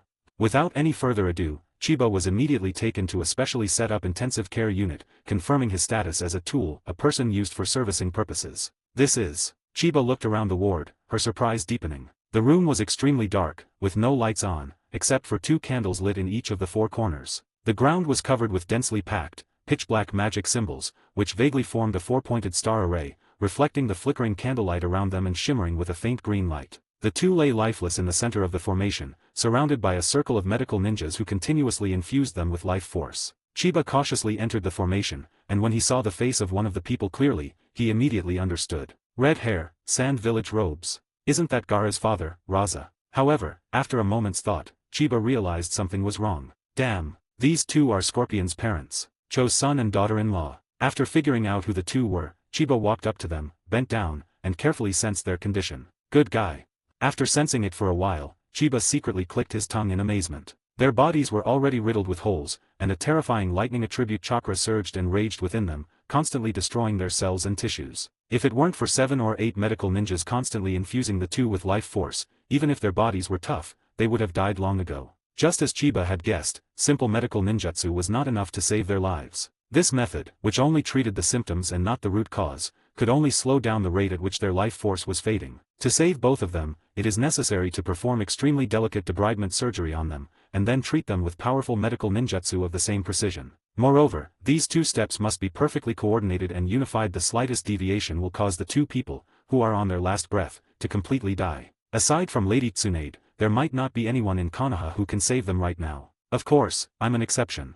Looking at the array that shimmered with a faint green light, Chiba's eyes also lit up with a green light. These 2 are strong individuals recognized by Sakumo Heitake, and they are on the verge of death. If we can save them, the reward will be extremely generous. Chiba stood up, looked at Sakumo behind him, and spoke with a confident expression. Lord Sakumo, if I'm not mistaken, the array set up in this room should be for casting the healing and regeneration technique, right?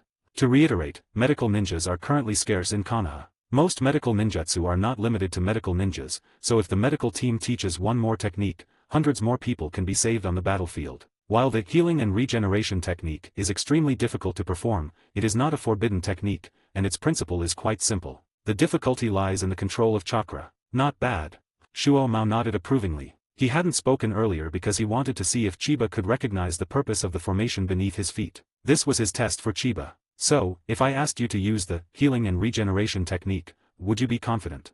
Sakumo asked. Page 9. Chiba fell into a deep thought. The art of healing and regeneration uses a portion of the injured person's tissue as a medium, and under precise control, changes the proportion of the medium cells to regenerate the tissue at the site of the injury. If the procedure is successful, it can achieve an effect that is very close to bringing the dead back to life. The problem is that skill alone is not enough. A certain amount of luck is also required. Therefore, Chiba did not dare to guarantee that he could save the two of them 100%. Lord Sakumo, you said you could find someone more suitable than me. Are you referring to him?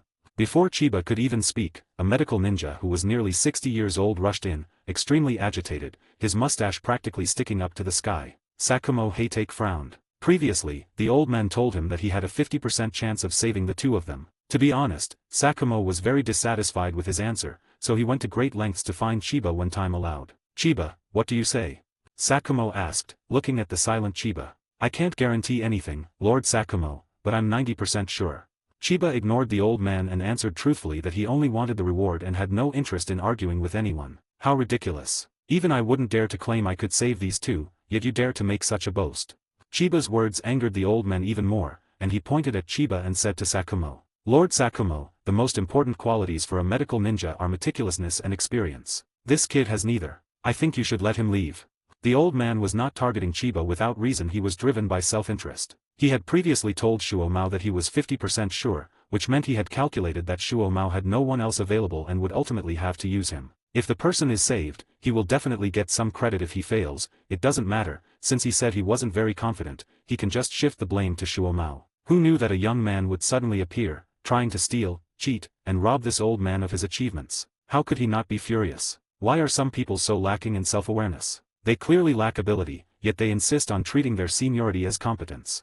Chiba shook his head, scoffing at the old man. In the original storyline, the couple both died, and their bodies were sent back to Tsunagakur, where they became Sasori's puppets, father and mother. Need I say more about the old man's medical skills? This old guy is just like the Konoha F4, both bad and playful, except he played away people's lives, while the latter played away the strongest Konoha. The art of resurrection and regeneration is extremely demanding, time-consuming, and exhausting. Regardless of who leads the effort, the second person may not even survive to the next round of treatment. The old man was still listing why Chiba couldn't do it, when Chiba interrupted him directly. I think it would be better if we each saved one person, and whoever fails would take the punishment voluntarily. How about that? This. Faced with the aggressive Chiba, the old man's expression changed slightly, and his previous arrogance vanished. Has this kid gone mad? Why did he have to make such a solemn pledge? Chapter 10 Resurrection and Amazing Reward. The old man immediately regretted it. He has the qualifications and the ability. Even if he doesn't take the credit, he can continue to enjoy generous treatment. There's absolutely no need for him to go crazy with Chiba. He had no confidence in saving the two of them at all. He was just trying his luck. Thinking of this, the old man's attitude softened immediately. He looked at Chiba and said insincerely, Young man, healing the sick and saving lives is not child's play. I was just trying to give you a few pointers. Why are you so arrogant? Having said that, before Chiba could speak, the old man cupped his hands in a respectful gesture toward Sakumo. Lord Shuo Mao, since this junior is so confident, then I will give this rare opportunity to the young man. He needs this opportunity more than I do. Heh, you're scared, but you keep putting it so high and mighty. It's disgusting. Chiba sneered, Old sir, since you care so much about this junior, why don't you stay and keep watch? If anything goes wrong during the treatment, you can give me some pointers. Upon hearing Chiba's words, the old man revealed a disdainful expression. What is my status, and what is your class? You expect me to be your assistant? You wish. The old man was about to refuse, but when he glanced at the expressionless Shuo Mao beside him, he trembled and immediately changed his mind, saying, You don't need to tell me, that's exactly what I was thinking. Hee. Having already achieved his goal of scaring the old man away, Chiba was too lazy to pay any more attention to him and turned to look at Sakumo. Lord Sakumo, please give the order for everyone to prepare. They will cooperate fully with me in a moment. I plan to treat these two people at the same time. As Chiba just said, if the healing and regeneration is carried out separately, the other person may not be able to hold on, so he plans to save them together. Chiba, are you really sure? Sakumo asked again, his expression grave. It's no wonder that Sakumo was worried. Chiba was just too young, and he had never seen Chiba use his medical skills in person, so he was really unsure of himself. He's a load of rubbish. The old man muttered to himself. This is a healing and regeneration technique. Even if he were to try his luck, he would only dare to do it one at a time. This kid did it two at once. What the hell is he? He's crazy. You actually believe that? Chiba smiled and said, Lord Sakumo, the reason I said I was 90% confident is because this technique requires a little bit of luck, but I have 100% confidence in my abilities. Okay, I believe you. After giving Chiba a deep look, Sakumo nodded without hesitation. Sakumo possesses a keen eye for people. Just as he saw in the original story that Guy would become Kakashi's future rival, he could tell that Chiba was truly confident. The way of a general is to not use those you doubt, and to not doubt those you use. During the treatment, everyone must follow Chiba's instructions throughout, Sakumo commanded. Yes. The group of healing ninjas, including the reluctant old man, responded in unison. Well. Chiba strode into the dark array, his hands clasped together, and strands of chakra flowed from his body to the ground, like water dripping into an inkwell, creating ripples that connected with the array beneath his feet. Sizzle. With the infusion of Chiba's chakra, the dark magic formula within the array seemed to come alive, wriggling on the ground and then, like tentacles, burrowing into the bodies of the two people lying in the center of the array. Chiba closed his eyes, and his perception extended along the spell, instantly revealing the condition of the two people inside his body. Everyone, follow my guidance and pour in life force with all your might, don't stop. Chiba shouted in a low voice. Yes. The crowd responded, unleashing a variety of medical ninjutsu, and the room was instantly filled with a brilliant green light. With the help of others, Chiba began to clean the wounds inside the two bodies little by little, and continuously stimulated the regeneration of the wound cells and tissues. It is foreseeable that this will be a very long process. It is unknown how much time has passed, but everyone is still doing their best to save the person. The green light inside the house has become so dense that it is almost impossible to see through. For the reward, ah. The medical ninjas assisting him have changed several times, but no one can replace Chiba, who is in charge of the entire technique, so he can only grit his teeth and persevere. Cure, rebirth. Chiba roared, and the last of his chakra surged out, all of it entering the formation. At the same time, the granulation tissue at the wounds of the two people lying in the center of the formation began to twitch and heal at a speed that was almost visible to the naked eye.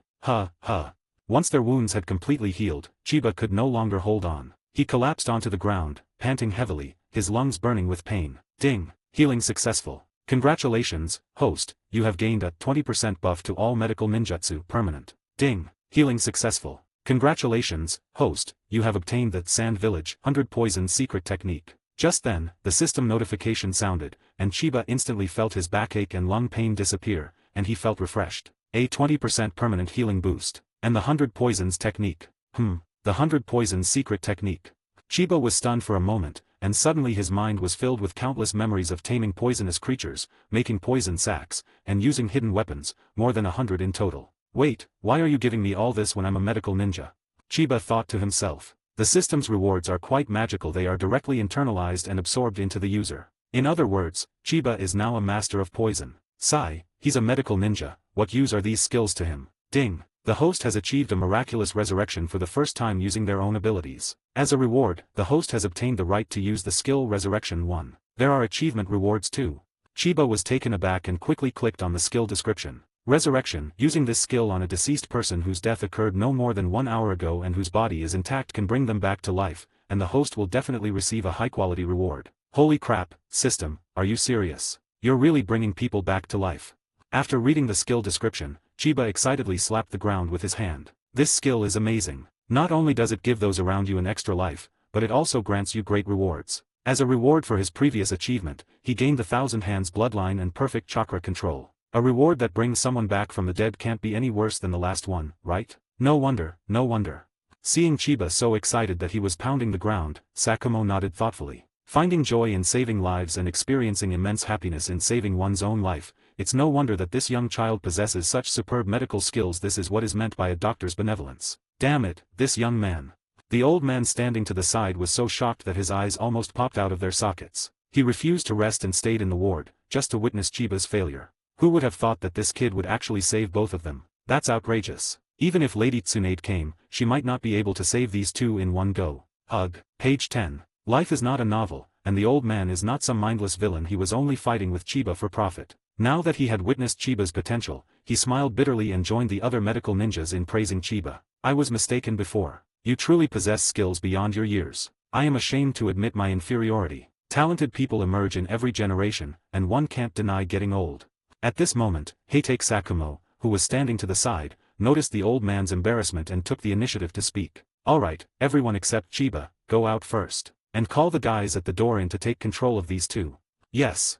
Along with the other medical ninjas, the old man left the ward in a daze. Chiba, you've really done a great job this time. After everyone left, Shuomao looked at the two people lying in the center of the formation, and a rare look of joy appeared on his face. Chapter 11. My friend's younger sister, Tsunade. These two are Cho's son and daughter-in-law from Tsunagakure. In the hospital room, Sakumo explained to Chiba, the third Kazekage has only recently taken office, and Cho holds all the power in Tsunagakure. Now that these two are being held hostage, Tsunagakure will definitely be hesitant to act. I see. Chiba nodded. What Sakumo said was pretty much what he had guessed. What is war for? For profit. Why would Sakumo Haytake go to such lengths to save two enemies? It must be because their living could bring greater benefits to Konoha, whether it's forcing Tsunagakure to cede territory and pay reparations, or forcing them to surrender. You don't need to go to other war zones to carry out medical treatment missions anymore. I'll send someone to take you back to your previous war zone. You can stay there and wait for orders, Shuomao said with a smile. Thank you, Lord Sakumo. Chiba's eyes lit up as she expressed her gratitude. The area where he was previously located, which was Orochimaru's war zone, was at the rear of the battlefield. The enemy had been almost completely wiped out. Leaving him there to wait for orders was just a way to let him lie low openly. Lord Sakumo, is our war with Tsunagakure about to end soon? Chiba asked. No. Sakumo shook his head, his tone cold and sharp. Not enough people have died in Tsunagakure yet. We have to wait a little longer. A month later, inside a separate tent in the war zone under Orochimaru's command. Sigh, I wonder when Noharigumi will be back. Chiba lay sprawled on the bed belonging to Noeke, twirling a scalpel in his hand, watching Noeke slowly move around the tent with his cane, looking bored. Since returning, no wounded soldiers have been treated for him, so taking care of Rope Tree has become his exclusive task. TSK, as expected of the Thousand Hands bloodline, he was almost burned to a crisp before, but he can move on his own so quickly. I was just saying, when Dazaza tried to commit suicide with a kunao, Madara actually believed it. Beauty really can be bewitching. Chiba thought to himself, bored. Hey, Chiba, what are you daydreaming about again? Rope Tree leaned against the bed, panting, and casually tossed his cane to the ground. He said with a grin, once I'm better, I'll teach you how to fight and train. Damn it. Chiba shook his head without even thinking and refused. Why would a medical ninja like me learn all that nonsense? Learn it for self-defense. Rope Tree curled his lip and said, when I'm in good health, I can take on 20 greyhounds like you. Heh. Chiba sneered, not to be outdone, if you weren't a patient, I would have pinned you to the ground and rubbed you back and forth right now. Chiba. The Rope Tree. Both of them are lively and have a life-saving connection to each other. They've been together for so long and have become quite familiar with each other. Bickering like today is a common occurrence for them. Orochimaru, you get out here right now. Just as the two were playing around, a loud and clear shout echoed throughout the entire camp. It's my older sister's voice. After exchanging a glance, Noeke exclaimed with delight, quick, Chiba, carry me out. Chiba rolled her eyes, why don't you go out with your crutches? Are you helpless? I'm tired. Rope Tree said matter-of-factly, is this how you take care of me? Believe me or not, I'll tell my older sister later and she'll punch you to death. You guy. Chiba was speechless for a moment. He sat up from the bed in a huff, picked up rope and a princess carry, and rushed out of the tent. Noeke was completely bewildered. Chiba, what are you doing? Chiba didn't say anything, he wouldn't do it. He just wanted to mess with Noeke's mentality. Bang! As soon as the two stepped out of the tent, a muffled thud was heard, followed by a figure flying past them and crashing heavily into the nearby woods. Rope Tree, oh. Chiba. That flying past just now, it looked like Lord Orochimaru. Chiba asked uncertainly. Holy crap, it really looks like the teacher. Rope Tree nodded repeatedly as he looked at the familiar figure pasted on the tree. Pat. When Chiba turned around again, a beautiful figure had already walked up to him, looking down at him and scrutinizing him. Gudu. This is a blonde woman in her early 20s with delicate features, a beautiful figure, and an irresistible air of a wealthy heiress. Without a doubt, she is the older sister that Noeke mentioned. Tsunade. My friend's younger sister. You must be Chiba. Tsunade glanced at her younger brother lying in Chiba's arms, narrowed her eyes, and shifted her gaze to Chiba's face. Yes, Lady Tsunade. Chiba looked slightly nervous. Orochimaru had just flown past him almost right next to his face, and Tsunade's pressure was truly overwhelming. Don't be nervous, Chiba, my older sister is a very nice person, Noeke said with a smile. Tsunade frowned and scolded, stop grinning like that, Noeke. I'll talk to you about your problem later. Oh. Rope Tree obediently shut his mouth. He had a premonition that once he recovered, he would probably get hurt again. Tsunade withdrew her scrutinizing gaze from Chiba and said in a deep voice, I've heard about what happened to you. Thank you for saving my brother. Consider it a favor I owe you. Okay, I'll contact you if I need anything. Chiba agreed without hesitation. Sometimes being too polite can only make people dislike you. If someone offers you something, accepting it can actually bring you closer to them. You're not bad, you're to my liking. As expected, Tsunade smiled with satisfaction after hearing that Chiba had accepted her favor. As long as you think I can get to your stomach, that's fine. Chiba thought to himself. Alright, tell me about Noeke's current physical condition. Yes, Lady Tsunade. The war between Konoha and Tsunagakure has ended, which is why Tsunade was able to escape from the front lines. Sakumo's several surprise attacks completely shattered Tsunagakure's morale. Coupled with the fact that he held hostages, Tsunagakure was forced to submit to Konoha. The war between the Land of Wind and the Land of Fire came to an end, with the Land of Fire emerging slightly victorious. Inside a meeting room in Konohagakure, Hidden Leaf Village, Hiruzen Sarutobi, the third Hokage, sat on the stage, calmly smoking his pipe and quietly waiting for all the attendees to arrive. Although the war between Konoha and Tsunagakure has ended, the confrontation with the Uegakure army continues, which is why Hiruzen Sarutobi convened this strategic meeting. Those who were able to attend the meeting were the backbone of Konoha, such as Jiraiya, Orochimaru, Tsunade, and others, who were jokingly referred to as the three legendary Sannin of Konoha by Hanzo of the Salamander. Therefore, when a young face appeared in the conference room, many people showed surprise. Chiba-kun, it's nice to see you again. Orochimaru greeted the newcomer with a smile. Chiba, you're here too, kid. Tsunade said casually. Chiba.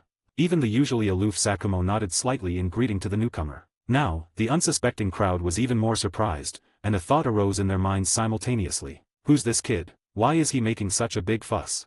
That's right, because of his outstanding contributions in the war against Tsunagakure, saving Sasori's parents, Chiba was also invited to participate in this strategic meeting. Lord Orochimaru, Lady Tsunade, Lord Sakumo.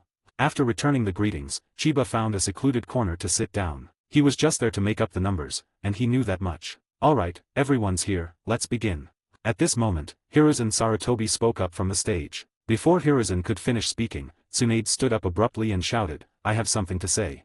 This war has exposed many problems. I think it is necessary to reform Konoha's current medical ninja system to ensure that each squad is equipped with a combat-ready medical ninja. Tsunade, we've already discussed this issue before. Hiruzen Sarutobi rubbed his temples, looking somewhat troubled, and said, we're currently at war with Uegakure, where do we find the time and energy to make changes? What did you say, you old geezer? Tsunade's eyes widened, and she slammed her hand on the table, angrily saying, if we don't implement reforms soon, it will only lead to more deaths. Page 11. A brief silence fell over the meeting room. No one spoke up for Tsunade, not even her two childhood friends. After all, the other side was the third Hokage. Well, I support Lady Tsunade's opinion. In the crowd, a man with long blue hair hesitated for a long time, and was about to get up to support Tsunade's opinion when a weak voice rang out from the corner. Chapter 12 Tsunade and Chiba, I regret that you were born too late. Swish. Everyone turned around in unison, looking in the direction of the sound. They wanted to see who was so brave as to openly contradict the third-generation leader. Chiba. Tsunade was surprised. She had thought about Jiraiya and Orochimaru, but she never expected that the one who would truly stand up for her would be her younger brother's friend, a boy. Humph, so you're saying you have a problem with me. On the platform, Hiruzen Sarutobi snorted coldly, his face darkening, and the aura of a superior suddenly erupted. Being questioned by a 13 or 14-year-old boy in front of a group of Konoha's core members would make Hiruzen Sarutobi furious, even if he wasn't angry. Seeing the third Hokage's outburst, the crowd below fell silent. Even the long-haired man who had previously wanted to support Tsunade quietly abandoned the idea. However, for some reason, the man felt a sense of emptiness in his heart. Call. Despite being under immense pressure, Chiba did not back down. He took a deep breath, a complex expression flashing across his eyes. Chief Noera, if you were here, you would definitely agree with this suggestion. If it weren't to cover the retreat of those comrades who were unable to fight, you wouldn't have. Chiba suppressed his thoughts and said with a serious expression, Third Hokage, how could I possibly have a problem with you? It was you who took up the post amidst the defeat and was ordered to lead Konoha to victory after victory in times of crisis, pulling them out of the quagmire of war. Who among the people of Konoha does not hold you in the highest esteem? Wear it 1,000 times, but flattery never wears it. These words might not have had much effect if spoken by someone else, but coming from the mouth of a sincere-looking young man, they were quite pleasing to Hiruzen Sarutobi. What a naughty little guy. Hiruzen took a satisfying puff of his pipe, no longer intending to blame anyone, and said with a smile, tell me, what are your thoughts? Chiba nodded and said, you are right to consider the big picture, but I think Lady Tsunade's words also make some sense. Chiba, from the perspective of a medical ninja, began to list the benefits of optimizing the Konoha team structure and establishing a new medical ninja training mechanism. On the stage, Hiruzen listened intently, nodding slightly as he watched Chiba deliver his impassioned speech. He has good talent and is also worldly wise. He's a promising prospect. It's a pity he's too old to take on any more apprentices. However, just thinking about his 3 eccentric disciples makes Hiruzen feel an urge to delete his account and start over. None of the 3 little brats respected him as their teacher. They were even less respectful than the child in front of them. Orochimaru, deleting your account? Do you need my help, Sarutobi-sensei? After the meeting ended, Chiba quickly left the conference room through the back door. Impulsive, I acted impulsively. Chiba was somewhat annoyed. He had stood up on impulse. Impulsiveness is the devil. Hey, Chiba, wait for me. Just then, Tsunade's melodious voice came from behind. Okay. Chiba was taken aback, wondering what plot he had inadvertently triggered. In his previous life, he was busy with his studies and only watched Naruto in a general way. He was unaware that Tsunade and Kato Dan's romance began with this meeting tonight. In the original storyline, it was Kato Dan who stood up for Tsunade, but now, that person has become him. Just now, even Orochimaru and Jiraiya didn't say a word in front of the old man. Thank you for supporting me, Chiba. Tsunade quickly caught up with Chiba and walked alongside him in the alleyway late at night. Chiba shook his head and sighed. You don't need to thank me, Lady Tsunade. To be honest, I didn't stand up for you just now. Chiba's somewhat dejected appearance touched a soft spot deep within Tsunade's heart. She was so agitated at the meeting because she almost lost Noeke. Chiba must have lost someone very important to him, right? Walk with me for a while, let's talk. Tsunade said, looking at the somewhat dejected Chiba. Okay. Chiba nodded and accompanied Tsunade to a secluded spot. At this time, Tsunade was in her early 20s, at the peak of her figure and appearance. Her chest was full but not exaggerated, and her waist was slender and could be grasped in one hand. Chiba stole a few glances, feeling his heart race. He really had no resistance to beautiful older women. The two were not very familiar with each other, and they couldn't immediately be completely open and honest with each other. So they started the conversation with the medical field, which they both knew about. The medicine in the Naruto world is based on chakra and is far less sophisticated than that on Earth. No matter what Tsunade talks about, Chiba can talk eloquently and give insightful opinions. Just kidding, he memorized so many books in his past life, he's practically a walking encyclopedia of knowledge. Chiba's extensive knowledge undoubtedly gave Tsunade a great shock, and the way she looked at Chiba changed. So what are your dreams, Chiba? Tsunade suddenly asked. No. Chiba thought for a moment, but his mind went blank. If I had to say, I would want to have enough power to never experience separation or death again, and to live a peaceful and quiet life with the person I love until we grow old together. Oh, that sounds quite heartwarming. Tsunade nodded, then casually asked, you're not young anymore, you must already have someone you like, right? Not yet. Chiba's face instantly fell. Lady Tsunade, why do you have to bring up something you don't want to talk about? Sorry, I touched a nerve, ha ha ha. Tsunade burst into laughter in front of Chiba, laughing so hard that she was shaking uncontrollably, and Chiba's heart fluttered with joy. If you and my brother weren't the same age, perhaps we.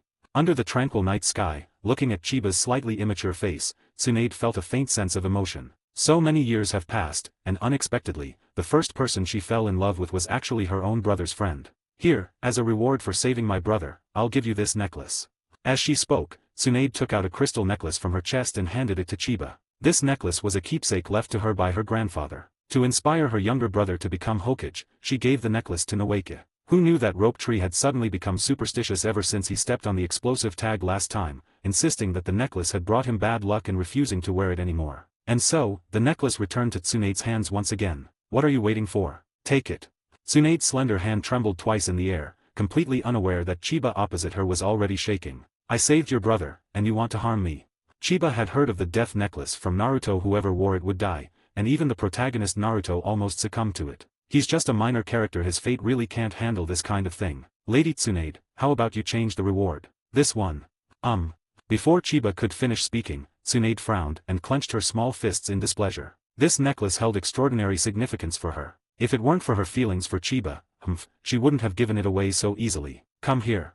Tsunade shouted, reaching out to grab Chiba. Chiba was powerless against Tsunade. His body spun halfway uncontrollably before he collapsed into Tsunade's arms, completely bewildered. So soft. The next moment, an indescribable softness bumped against Chiba's back, instantly making him forget about the death necklace. By the time he realized what was happening, Tsunade had already put the necklace around his neck. Chiba. All right. Tsunade clapped her hands and released Chiba. After looking it over, she nodded in satisfaction. This necklace looks quite nice on you. What a joke. With my face like this, nothing looks good on me. Oh well, I'll just take it off quietly later, Chiba sighed to himself. Just then, Tsunade clenched her small fists so tightly they cracked, and looked at Chiba with a dangerous gaze. I'm warning you, if I find out you've secretly taken off your necklace, I'll punch you to death. Chiba. I understand, Lady Tsunade. Chapter 13 Mito Monzuki, Goodbye Tsunade. Page 12. A few days later, in the Hokage's office. Hey, old man. Tsunade sat on Hiruzen Sarutobi's desk and said casually, if you ask me, let Chiba be the person in charge of piloting the medical reform. Ugh. Hiruzen Sarutobi, his head aching from Tsunade's nagging, put down the documents in his hand and said with a hint of helplessness. Tsunade, while I admire Chiba, if we look at him by the standards of a combatant, he's just a genin, which isn't quite right. What's inappropriate about it? Tsunade snorted and crossed her arms, saying, Maraboshi Kasuke-senpai is just a genin. Pfft, Cough cough cough. Hiruzen Sarutobi had just taken a sip of tea when he heard Tsunade's words and choked, coughing violently. Mariboshi Kasuke, that's a man even Tobirama-sensei acknowledges. If it weren't for punishing himself, Kasuke would have been an outstanding jonin long ago. How could Chiba compare to Kasuke? After calming down, Hiruzen shook his head and said, "All right, Tsunade, I will consider your opinion, but I think Chiba needs more experience. This child has no connections or influence. If you rashly place him in such an important position, it could easily bring him unnecessary trouble," Hiruzen said. "Humph, I can't be bothered to listen to your nonsense, you old geezer." Tsunade jumped off Hiruzen's desk, left a message, and swaggered out the door. Traitor, traitor. Hiruzen Sarutobi's liver was aching from the stress. He picked up the pipe on the table and took 2 deep drags, then pulled a crystal ball from the drawer, intending to vent his frustration. It seems Hiruzen was persuaded, or rather, he did it out of respect for Tsunade.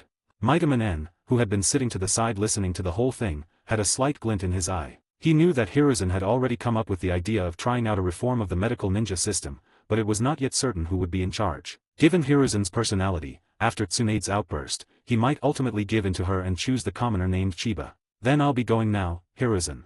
Seeing Hiruzen Sarutobi take out the crystal ball, Homura Mitokudo wisely took his leave and closed the door behind him. After leaving the house, Mitokudo Homura pushed up his glasses, a glint of shrewdness flashing in his eyes. It's worth noting that his daughter is also a medical ninja, and this position in charge would be a perfect stepping stone for her to enter the upper echelons of Konoha in the future. Maitaman Mansion. This is a great opportunity, but the 3rd generation already has a tentative candidate in mind, and as one of the higher-ups, it's not appropriate for me to recommend you directly.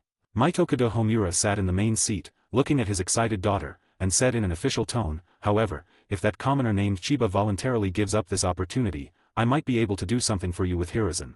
Mitokudo Homura's daughter, Mitokudo Tsuki, nodded heavily and said with great joy, "I understand what you mean, father." In other words, with just a little manipulation, the civilian could voluntarily give up the position, and she could take the post of person in charge. Seeing that his daughter understood, Mitokudo Yen instructed, "Remember to give them some benefits, and do things well. Don't embarrass the Mitokudo family." "Yes, father," Maitaman Tsuki replied. "Ugh, I have to go to the battlefield again. How annoying." Chiba lay on her small bed at home, sighing to herself. He has both good looks and medical skills, so he simply can't escape a battle against Iwagakure. Dong dong dong. Just then, there was a knock on the door. Chiba jumped out of bed and opened the door. "You are?" A brown-haired woman stood outside the door. Upon seeing Chiba, she slightly raised her chin and spoke with an arrogant expression. "I am Mito Manzuki, the leader of the 7th medical team, so I am your superior. From the Maitaman family." Chiba was a little confused. This woman seemed to have something wrong with her, and he didn't know why she had come to see him. "I'm here to discuss a win-win deal with you." Without waiting for Chiba's invitation, Mito Mangetsu strode past Chiba, scrutinized him for a moment, and then casually remarked, "Your house is really small." Chiba's face turned cold. His home was indeed very small, only about 20 or 30 square meters, but this house was the only thing his parents left him after they sacrificed their lives. "Speak, what kind of deal?" Chiba lost his patience and asked bluntly. "These civilians are so rude." After silently grumbling to herself, Mito Manzuki put on a polite smile. "It's like this, I hope you can voluntarily give up the election for a certain position, and in exchange, I can meet some of your needs." "Meet my needs?" Chiba looked Mito Mangetsu up and down, then gave her a look of disdain. "You're not bad looking, but with your plain figure, how can you satisfy my needs? Just with your mouth." "Humph." Feeling a little uncomfortable under Chiba's strange gaze, Mito Mangetsu shifted her posture and said, "How about this, I'll offer you 2 million taels." Chiba shook her head. Seeing this, Maitaman Tsuki frowned and said with some displeasure, "Why? Putting aside the fact that this position may not even belong to you, the conditions I offered you were already good enough." "It's pretty good." Chiba calmly replied, "But even someone as important as you would spend a fortune to buy such an important position, and you want me to give it up. How can that be considered a win-win situation?" "You." Mito Mangetsu was speechless for a moment. Chiba smiled without saying a word. He had seen many people like Mito Mangetsu in his previous life who bullied others by taking advantage of their connections. The positions that everyone works so hard to get through exams and competitions, some people can just make a few connections and get in. I didn't expect it to be even more serious in the ninja world. The first Hokage, we can't rely on connections to run for Hokage. Second generation, okay, big brother. Third generation, yes, master. Fourth generation, yes, grandmaster. Fifth generation, okay, grandpa. Seeing that Chiba remained unmoved, Maitaman Tsuki's voice turned cold. "Have you thought this through, Chiba? You're going to refuse the Maitaman clan?" "Ha, does the Maitaman clan think they can bully others just because they're powerful?" Chiba sneered. He had already swallowed his pride in his past life, but now that he had a cheat ability, would he let them bully him? I'm telling you, even if the Saratobi clan comes they'll still have to pay extra. Oh, what? Mito Monzuki had thought the negotiations had fallen apart, but Chiba's sudden turn of events almost broke her slender waist. This position is just a small stepping stone for your powerful clans, but for a commoner like me, it's an opportunity to change my destiny. Seeing the bewildered look on Mito Mongetsu's face, Chiba said with a pained expression, I'll give you a price, 10 million ryo, no bargaining. Impossible. Mitoman Tsuki said in a deep voice, an A-rank mission only earns a few 100,000 taels, I'll give you a maximum of 5 million taels. Okay, it's a deal, Chiba replied with a smile. It doesn't matter how much money it is, since he wasn't planning on keeping his promise anyway. Why not take money that's free? If he weren't so weak and powerless against the powerful clan, he would have loved to hang up the arrogant Mito Mongetsu and give him a good beating. Sigh, there are just too many characters in Naruto who die inexplicably at the hands of their own people. Until I have the strength, I should just endure it for now, Chiba thought to himself. Very well, then 5 million taels. Mitoman glanced at Chiba and said arrogantly, I advise you not to harbor any improper thoughts. In Konoha, no one dares to play tricks on our Mitoman clan. Even the Senjo and Uchiha clans are a thing of the past, Mito Monzuki said slowly. 6. Why don't you go to the Uchiha clan's territory now and shout 3 times that Uchiha is a thing of the past, and see if those jealous people will come out with knives to slash you. They might just wipe out your entire clan. They're capable of doing something like that. After muttering a couple of complaints to himself, Chiba laughed and said, of course, I know the rules, I'm paid to do things. Chiba didn't take Mito Motosuke's threat to heart. After treating another 100 or so high-quality patients, he would make Konoha's F4 a thing of the past. Dong dong dong. Not long after seeing Mito Monzuki off, before Chiba could even get back to bed, there was another knock on the door. That arrived so fast. Chiba thought someone had come to deliver money, so he excitedly opened the door with a warm smile on his face. You're happy to have seen me, Chiba-kun.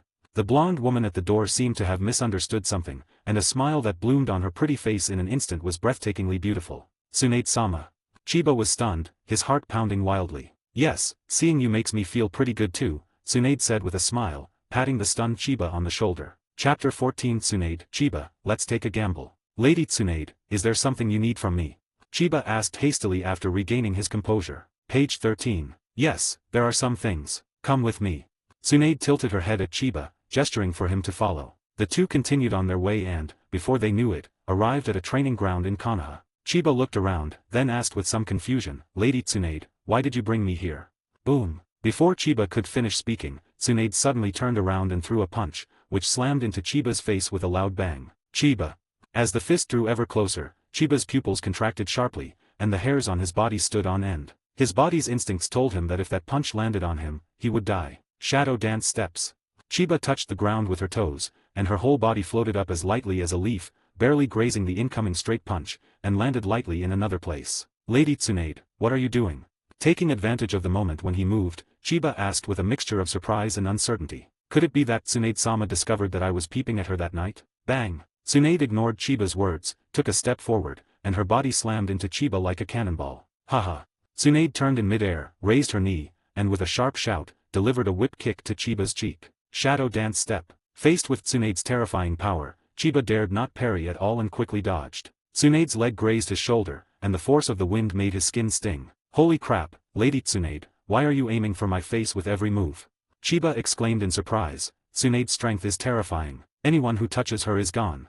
Swish. Tsunade's whip kick missed, but she used the momentum to leap into the air, spun around once, and then raised her other leg high, cleaving towards Chiba's head like a battle axe. Again.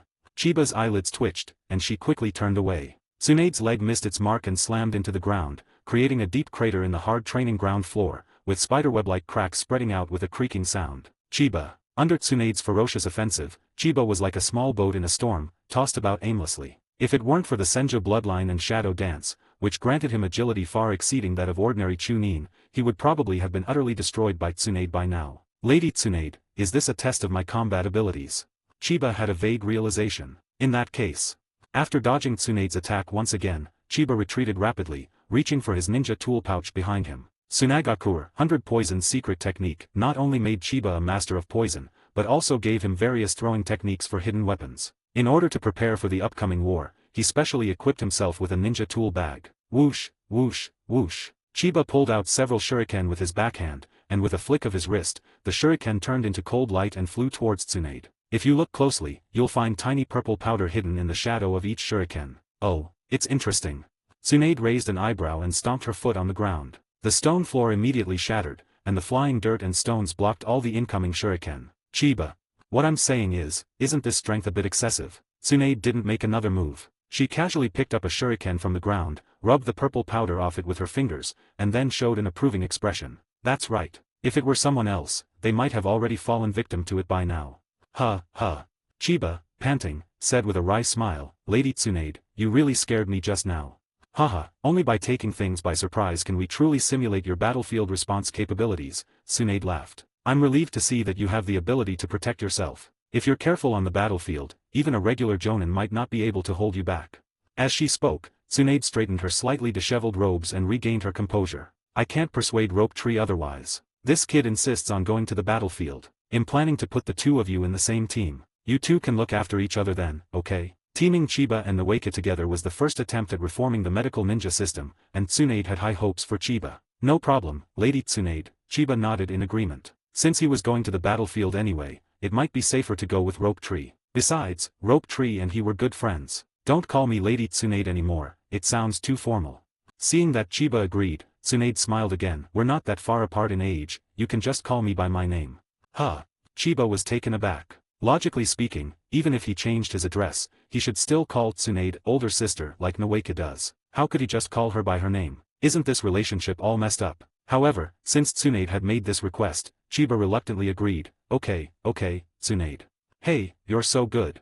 Tsunade hugged Chiba tightly and said with a grin, I just gave you some special training, aren't you going to invite me to your house for a meal? I heard from Noeka that you're quite good at cooking, I'd like to try it out, is that okay? Of course. Chiba dared not refuse and nodded hastily. Looking at Chiba, who was blushing in her arms, Tsunade laughed heartily. She suddenly felt that younger brother was pretty good too, because she could tease him openly, and he looked super cute when he was shy. Chiba family. As soon as Tsunade entered the room, her delicate nose twitched twice, and her face suddenly darkened, making Chiba's heart tremble. What's wrong, Tsunade? Chiba asked in a trembling voice. There's a woman's perfume in your room. Tsunade gritted her teeth. This smell, it's that stinky woman, Mito Katatsuki. Oh, what? Chiba was shocked. Everyone says women are scary, but he never expected female ninjas to be even scarier. This one can even smell someone's fragrance. Lady Tsunade, this is what happened. Chiba was afraid that Tsunade would punch him to death in a fit of anger, so he quickly explained what had happened. That wretched woman, Mito Monzuki, has quite the scheme. After listening, Tsunade sneered. You don't need to worry about this. Chiba, just take the money she gives you, and leave the rest to me. It is good. Chiba nodded heavily, her nose tingling slightly. It felt really good to have someone backing her up. In return, he would definitely cook a good meal for Lady Tsunade later. Half an hour later, Chiba prepared a table full of dishes. Although the ingredients were simple, they were delicious and visually appealing. After all, as Chinese people, who doesn't know a few signature dishes, smell good? Tsunade, who was sitting at the dining table waiting, suddenly lit up. She picked up a piece of braised potato and put it in her mouth, but burned her mouth and covered it, bursting into a Konoha hip-hop routine. Delicious, Chiba. You've really got some skills. After swallowing the potato, Tsunade couldn't wait to try other dishes, stuffing her little mouth full until her cheeks puffed out. Lady Tsunade, please stop stuffing it into your mouth, it's almost up to your throat. Chiba said helplessly. If Chiba were bound to a romance system, he would definitely see the Affection +1 notification constantly popping up above Tsunade's head. After finishing the delicious meal, Tsunade's gaze towards Chiba became even more enigmatic. Chiba, let's make a bet. While Chiba was clearing away the dishes, Tsunade suddenly blurted out, I have terrible luck, I always lose at gambling. I'm betting you won't come back.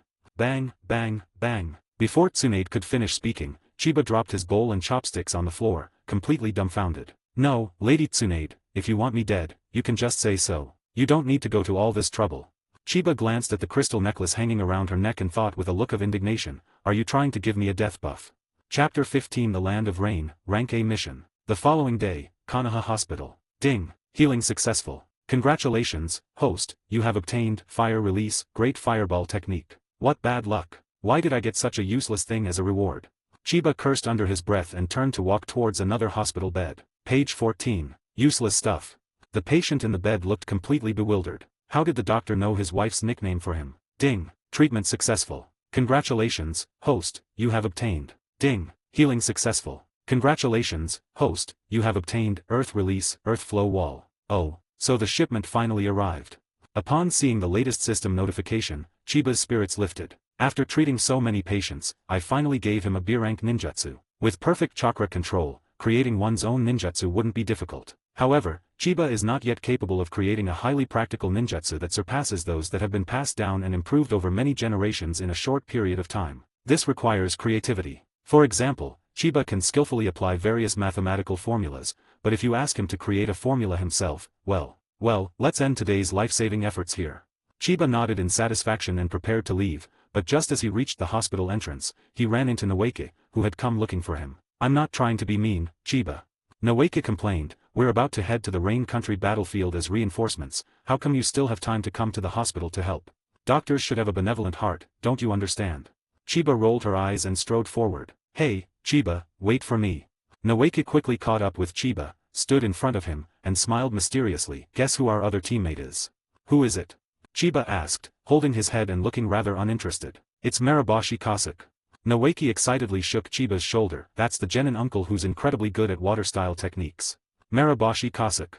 This time, Chiba was genuinely surprised. Maraboshi Kasuke is a legendary figure in Konoha. Because he killed 2 of his comrades in his youth due to his eagerness for quick success, Kasuke swore to the second Hokage, Tobirama Senju, that he would be a genin for life, but he actually possessed strength that surpassed that of an ordinary jonin. Throughout Kasuke's long career as a genin, he has partnered with countless famous ninjas, such as the second and third Hokage, White Fang, and the legendary Sannin, among other Konoha stars. Like Genma Shiranui, he is a master at riding on the coattails of others' fame, and everyone jokingly calls him the Eternal Genin.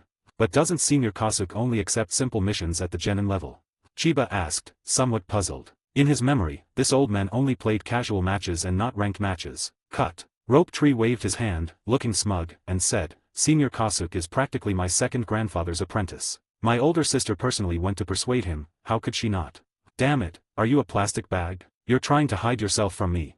Chiba punched Noeke in annoyance. 1 week later, in the Land of Rain. As a battleground for several major powers, this country seems to be constantly weeping, with a continuous drizzle falling. 3 figures moved swiftly through the rainy night, splashing water droplets and leaving ripples on the waterlogged ground. I didn't expect to be assigned an A-level mission right away. It seems the battle here is quite intense.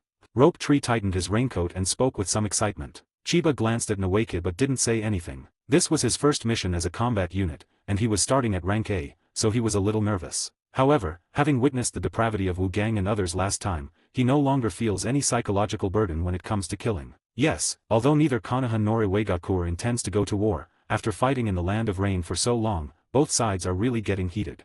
The person who answered the Rope Tree was a middle-aged man who carried a large pot on his back and looked extremely weathered. The elderly man who looks just like a teenage mutant ninja turtle is actually their teammate on this trip, Kasuke Maraboshi. Despite being only a genin, Kasuke is even more well-informed than Chiba and Noeke, and has an exceptional understanding of the current battle situation. Senior Kasuke, neither Noeke nor I have as much combat experience as you. Why don't you take command of the battle later? Chiba suggested. I'll take command. Maraboshi Kasuke paused, a look of hesitation on his face. Yes, could you analyze this mission for me and Chiba first? Noeke chimed in. Well, okay, thank you both for believing me. Maraboshi Kasuke smiled wryly. He had been treated as a genin for many years, and over time, he also began to think of himself as just an ordinary genin. But looking at the expectant eyes of the 2 boys, he seemed to see the 2 companions who admired him back then, and Kasuke subconsciously straightened his back. Our village's intelligence team member, codenamed Miko, recently intercepted crucial intelligence from Iwagakure, but was pursued by an Iwagakure squad during her retreat. Our mission is to relay this intelligence back to the communications team. It's worth noting that, given the importance of this intelligence, the Iwagakure squad hunting down the Miko may very well include members of the Iwagakure demolition team, Kasuke warned. The Iwagakure bomb squad. Chiba's expression turned serious. The Iwagakure demolition team is similar to the Konoha Umbu, with its members being the elite, such as Deidara and Kari. Wait a minute. At this moment, Noeke noticed the blind spot. Our mission is just to pass on intelligence? What about our colleague from the intelligence unit? In a narrow valley filled with jagged rocks, 5 or 6 figures flashed past like lightning, each with a murderous look on their face and their eyes fixed on the fleeing woman. All 6, including the woman, were wearing Iwagakure uniforms, except that one of them wore a darker color, which was a special combat uniform unique to the Iwagakure demolition team. You wretch, you stole information from Iwagakure and you think you can get away? Earth release, Earth rising spear. A rock ninja roared and leaped up, running along the steep rock face. He landed a short distance behind the woman and slammed his hands heavily on the ground. Boom, boom, boom. Dense rock spikes sprang up from the ground like bamboo shoots after a spring rain, causing the entire ground to tremble with a rumbling sound. The woman in front hurriedly dodged, and although she barely avoided the thrust of the earthen spear, the shaking ground caused her to temporarily lose her balance. Earth release rock thorn. Another IWA ninja reacted quickly, forming hand seals and unleashing a sharp stone spear that pierced straight at the unsteady woman in front of him. Aha! The woman let out a muffled groan as the stone spear grazed her thigh, tearing off a large chunk of flesh. But the next moment, the injury on her thigh miraculously healed completely. Boom, boom, boom. The Iwagakure ninjas, who had expected the woman to fall, misjudged the situation and unleashed a barrage of ninjutsu at the spot where she had been standing. The woman seized the opportunity to accelerate suddenly, once again putting distance between herself and the Iwagakure ninjas. Damn it! A hidden stone ninja muttered under his breath. Are you a spy or a medical ninja? How do you know such an advanced medical ninjutsu as healing and destruction? Just now, before being attacked, the woman anticipated where she would be hit and quickly gathered a large amount of chakra at that spot, causing the wound to heal the instant it appeared. Don't rush. Be patient with your prey. She doesn't have much chakra left to burn. At this moment, a member of the Iwagakure bombing team, who had been silent all along, spoke up. Yes, Lord Kyuga. The IWA ninja responded in unison, regaining their composure once more. Just as Kyujo said, after a series of escapes, the woman's strength was almost exhausted, and the scene before her eyes gradually became blurred. As long as we complete this mission, as long as we can complete this mission, the children will have new clothes to wear. The woman was muttering to herself, seemingly trying to force herself to stay alert. When she mentioned children, a light returned to the woman's previously dim eyes, as if she were a person in a desert suddenly seeing a stream of water. Lord Danzo promised her that if she could complete this mission, he would provide a large donation to the orphanage, enough for the children to live carefree for a long time. Thinking of the satisfied smiles on the children's faces when they received their new clothes, the woman couldn't help but smile happily, even in her dire situation. Bang! Just then, the ground beneath the woman's feet suddenly cracked open, sending dirt and rocks flying. The woman was swept up by the terrifying impact and slammed heavily against the stone wall beside her. Cough cough. The woman fell to the ground in a disheveled state, blood gushing uncontrollably from her mouth. Pat, pat. Kyujo, accompanied by a group of Iwagakure ninja, slowly approached the woman, looking down at her indifferently as she lay motionless on the ground. Children, the headmaster may not be able to come back. I hope you can all grow up safely. Looking at the Iwagakure ninjas burning with murderous intent, the woman slowly closed her eyes, a poignant smile appearing on her face. For the sake of the children in the orphanage, she was forced to risk her life time and time again. She was truly exhausted and wanted to stop and rest. Chapter 16 Explosion Release Bloodline Limit, Nawake's Crisis. Art Fire Escape Ho Fireball.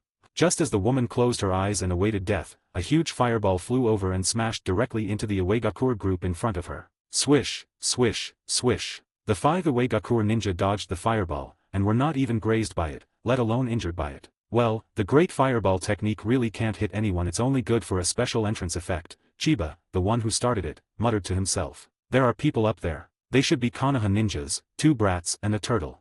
An IWA ninja shouted, pointing up the mountain. Needless to say, these 3 were none other than the Chiba squad who had come all the way here. Has Konoha's reinforcement arrived? Page 15. The woman lying on the ground felt a renewed hope for life, but she was too exhausted to even move. She could only lie weakly on the ground, waiting for her fate to be sealed. In her blurred vision, 3 figures were rushing down the steep mountainside, getting closer and closer to her. Earth Release Stone Thorn. Earth Release Rock Spear. The Iwagakure ninja reacted quickly. 2 Iwagakure ninja formed hand seals, and long spears made of rocks flew out, shooting fiercely at the 3 people who had just jumped down from the mountain wall with a whoosh sound. Clang, clang, clang. Maruhashi Kasuke turned around, carrying the iron pot on his back, and spun in midair like a top, crashing into the incoming rock spears. In the blink of an eye, he deflected all the incoming spears. Leaf Willow Flowing Willow, Illusion Sword Technique. After landing, Maruhashi Kasuke completely ignored Chiba and the other 2 behind him, drew a long sword from behind his back, and charged fiercely towards the Iwagakure group. This is. One of the IWA ninja suddenly widened his eyes. In his eyes, the long sword that Kasuke wielded became 2 from 1, and 3 from 2, like hundreds and thousands of willow branches dancing in the wind, while Kasuke's figure disappeared behind these willow branches. Don't look at the knife in his hand. Kyujo shouted a warning from the side. He saw through Kasuke's moves. The opponent had integrated illusion into his swordsmanship, using the long sword he wielded to cast illusions. What a brilliant technique. Puff. Kasuke flashed past the IWA ninja, his long sword slicing precisely across the man's neck before being held horizontally in front of him once more. Damn it, kill them. Seeing their comrade fall to the ground, the IWA ninja's eyes turned red. They no longer cared about the woman who was dying beside them and wished they could tear the 3 people in front of them to pieces. "I'll deal with him, you guys go take care of those 2 brats." Kyujo stared at Kasuke and said with a serious expression, "Yes." The remaining 3 Iwagakure ninja responded, mustered their strength, and charged towards Chiba and his companion from different directions. "Senior Kasuke, what are you doing? Follow our previous battle plan." Naoki's expression changed slightly as he shouted at Kasuke in front of him. However, Kasuke gripped the hilt of the sword tighter and tighter, his eyes fixed only on Kyujo, the enemy, and he couldn't hear Naoki's shouts at all. "How can it be repaired?" Chiba's expression was equally grim. He suddenly remembered something. "The old man in front of me seems to fight fiercely and recklessly when he encounters an equally matched enemy. In other words, he gets carried away, which is why he only accepts genin missions. The rope tree. Understand?"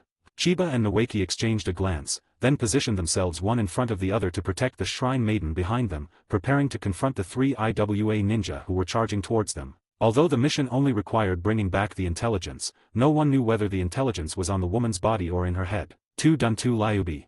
Chiba slapped the ground with both hands, and a thick earthen wall, 4 or 5 meters high, rose up and blocked the 2 sides. A large, comical dog head was carved on the wall. "What the hell is this?"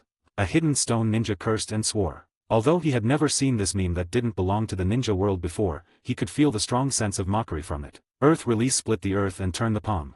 The 3 Iwagakure ninjas coordinated perfectly, simultaneously bending down and slapping the ground. Earth release chakra flowed through them, and the tall earthen wall instantly crumbled, turning into flying dirt and rocks. The 3 IWA ninjas, without slowing down, leaped over the scattered rubble and charged straight at Chiba and his companion. So fast. Chiba was startled. He hadn't expected the other party to break through the earthen wall so quickly. He had just put the woman on his back and hadn't even had time to find something to secure her. Wind escape, big breakthrough.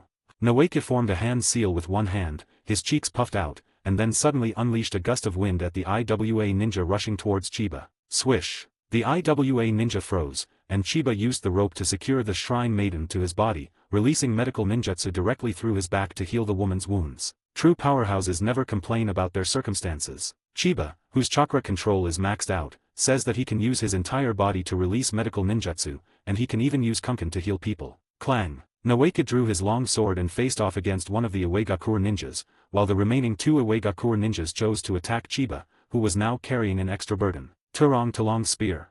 One of the IWA ninja used the same trick again, causing the ground to tremble and dense stone spikes to pierce out from under Chiba's feet. Shadow Dance Step. With the woman on his back, Chiba suddenly exerted force with his legs, forcefully lifting himself up from the ground and escaping the range of the Earth Dragon Spear's attack. Just then, another Iwagakure member, wielding a long sword and grinning maliciously, waited at the spot where Chiba was about to land. "You brat, I want you. Ha, behold my secret technique of 100 poisons." With nowhere to land in midair, Chiba couldn't change his landing position, but he remained calm and crushed the poison sac he had been hiding in his hand. "Woman, IWA ninja." Bang! The poison sac exploded, scattering purple powder everywhere, turning the IWA ninja directly below into a Thanos-like mess. Pfft, cough, cough. The IWA ninja with the knife was dumbfounded. He hadn't expected Chiba to be so ruthless, carrying a seriously wounded soldier and still daring to detonate the poison sac without distinguishing friend from foe. Chiba, who had taken the antidote beforehand, said that it was just a nerve-numbing poison, and since the woman behind him had already lost her ability to move, inhaling a little more poisonous fog wouldn't have much of an impact. The woman naturally had no objection to this, as she had already fainted. Pat. Chiba landed safely, but before he could deal with the slow-moving IWA ninja wielding a sword, another IWA ninja quickly dispersed the poisonous mist and stood in front of his companion. TCH, that was a pretty quick reaction. Chiba took the opportunity to inspect the battlefield. Naoki was still locked in combat with his opponent, while Kasuke and Kyujo were also locked in a fierce battle on the other side. As a member of the Iwagakure Explosion Squad, Kyujo possesses a bloodline limit called Explosion Release, which allows him to concentrate chakra and detonate objects struck by his hands. Kasuke's Water Release, 6th form soared into the air, and in the rainy environment, which was practically his home turf, he fought Kyujo to a standstill, with amazing special effects, making it a true visual feast. Chiba nodded slightly. "That's fine. With Kasuke-senpai holding back the opponent's strongest fighter, Naoki and I only need to." Explosive Release, Landmine Fist. Just as Chiba's heart was racing, Kyujo slammed his fist into the ground, and the resulting debris blocked Chiba and Kasuke's view. The next instant, Kyujo, who was fighting Kasuke, suddenly appeared behind Naoki, his fist, clad in a special forces glove, raised high. The rope tree. Seeing the unsuspecting rope tree, Chiba's eyes were practically bulging with rage. Faced with Kyujo's explosion release, Noeika's body was as fragile as porcelain and would probably shatter into pieces instantly. Kasuke-senpai. Chiba screamed hysterically. The only one who could save Noeika in time was Kasuke, whose water release technique was superb. Chapter 17 Explosive Release Weakness, Changing Tactics. The Rope Tree. Almost at the same moment, Kasuke also noticed Noeika's predicament. He was struck dumb, and his mind went blank. Back then, it was because he was too eager for quick success and chose to face a powerful enemy alone, abandoning two weaker companions, that led to the deaths of his two companions. And how similar is this scene to the one from back then? Kasuke's eyes immediately turned red. Water escape water formation wall. Raging, raging, raging. Kasuke formed hand seals and recklessly activated his water release technique, unleashing a terrifying torrent of water like a waterfall that formed a solid barrier behind Noeika. How can this be? Kyujo's pupils suddenly contracted. With no lakes nearby, Kasuke managed to unleash such a powerful water release technique with just two hand seals. Even so, it can't stop my explosion release. With a low shout, Kyujo maintained his punching stance and unleashed a single, focused punch aimed directly at the rope tree behind the water array wall. Not good. Even if Rope Tree was slow to notice, he still sensed the huge commotion behind him. But the IWA ninja in front of him raised their swords and slashed down, forming a pincer attack with Kyujo in perfect harmony, giving him no chance to dodge at all. Damn it, damn it, damn it. Noeika was extremely anxious, but in the blink of an eye, he was unable to shake off the IWA ninja in front of him who was of similar strength. Boom. The next second, Kyujo's fist slammed into the water array wall, and explosion release chakra gushed out from his arm. Crash. The water array wall shattered instantly, turning into weak streams of water that splashed helplessly onto the ground. Keigo's figure only paused for a moment. He twisted his waist and exerted force. The next moment, his fist slammed into the back of the entangled rope tree once again. Page 16. Water Release, Wave Strike. At this critical moment, Kasuke stepped on the water flow generated by the water array wall and almost instantly slid to the front of rope tree. He shielded the rope tree with one hand and swung his sword at Kyujo's forearm with the other. Humph. Kyujo's expression changed slightly, and he quickly changed his move. He dodged the incoming long sword by turning his waist and swung his leg, striking Kasuke's shoulder heavily. Bang! Kyujo's kick was extremely heavy. A crack sound came from Kasuke's shoulder. In the state of wave strike, Kasuke staggered and fell not far away while holding onto Noeika. No sooner said than done, it all happened in the blink of an eye. Chiba, anxious and impatient, shook off the two IWA ninja and rushed over, landing in front of the disheveled Noeika and Kasuke, slamming his hands heavily onto the ground. Earth escaped multiple earth current walls. Chiba roared, and three thick, tall earthen walls rose up one after another, blocking their way and buying them some time. Huff, huff, as expected of an A-level mission, this is fucking thrilling. Rope Tree gasped for breath in Kasuke's arms, still shaken and immersed in the emotions of surviving a disaster. Are you alright, Noeika? Ignoring his injuries, Kasuke grabbed Noeika's shoulder and asked. At that moment, the image of Noeika before his eyes overlapped with the image of his companion in his mind. Kasuke's throat tightened, and two streams of tears welled up in his eyes. I am fine. Looking at Kasuke, who was weeping uncontrollably, Noeika asked with some concern, Are you alright, Kasuke-senpai? I'm fine, I'm fine.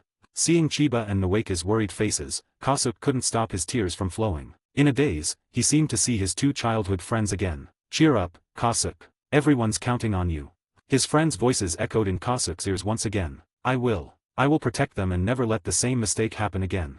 Kasuke wiped away his tears, his eyes resolute. Boom! The thick earthen wall suddenly collapsed, and Kyujo, leading three of his men, charged towards the three once again. I have discovered the weakness of that explosion release ninja.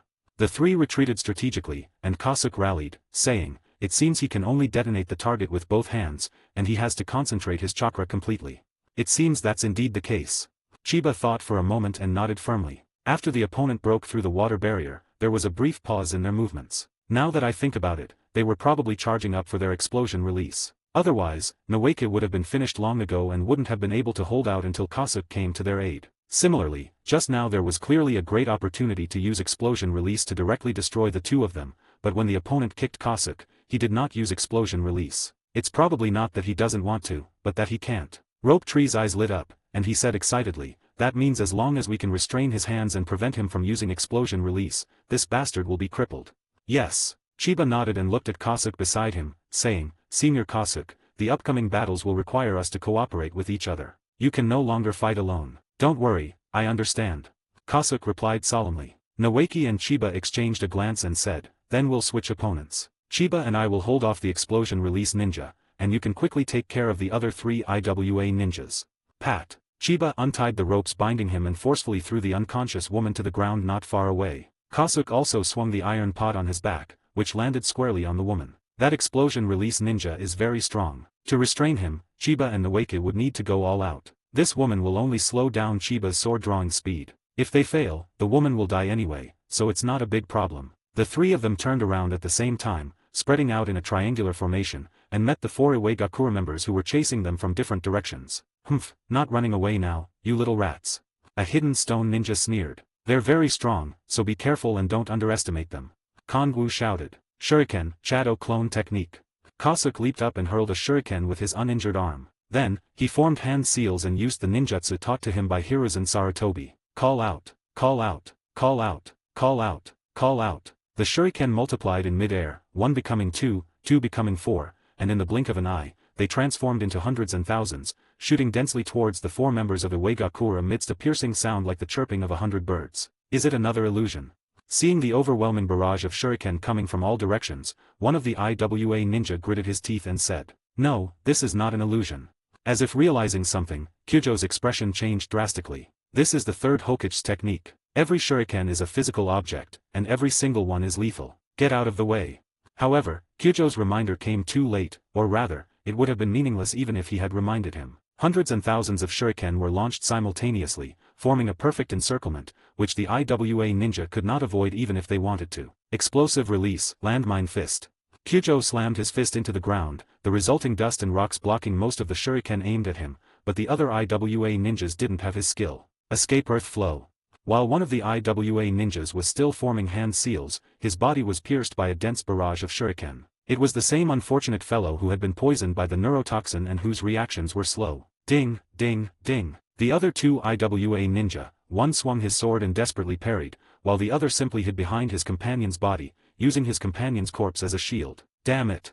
Kyujo cursed angrily and charged toward Kasuke like an arrow released from a bow. If Kasuke isn't restrained, his men will be completely powerless against the enemy. Don't even think about going there, your opponents are us. Noeke and Chiba, of course, wouldn't let Kyujo have his way. The two of them attacked Kyujo from the left and right. Senjuryu, draw sword slash. Chakra scalpel. The two moved nimbly, their figures constantly intersecting around Kyujo, their long swords and chakra blades relentlessly striking at Kyujo's arms. Explosion release. Kyujo tried to use his explosion release several times, but with Chiba and Noeke blocking his way, he could hardly do it and was very frustrated. Water release water dragon bullet. On the other side, Kasuke formed hand seals and summoned a roaring water dragon, which knocked two IWA ninjas flying and crashing heavily into the mountain wall. Hateful. After witnessing this scene out of the corner of his eye, Keigo's heart sank to the bottom. He knew that he might perish here today. Chapter 18 Orochimaru, Kill Jiraiya. Konoha style, rapid blade combo.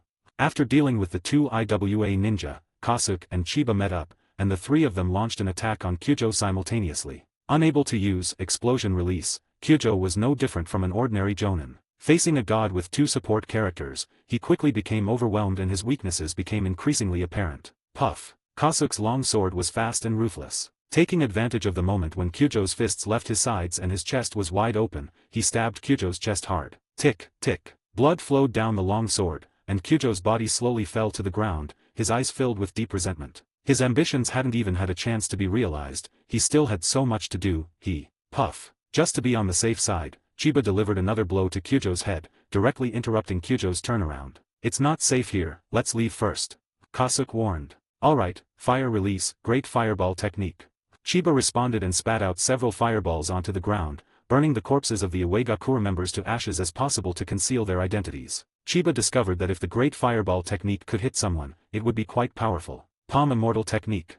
After the three of them moved the woman to a safe place, Chiba placed his hands on the woman's chest and gently pressed down, beginning to infuse chakra into the woman who was depleted of chakra. No, Chiba, where are you putting your hands?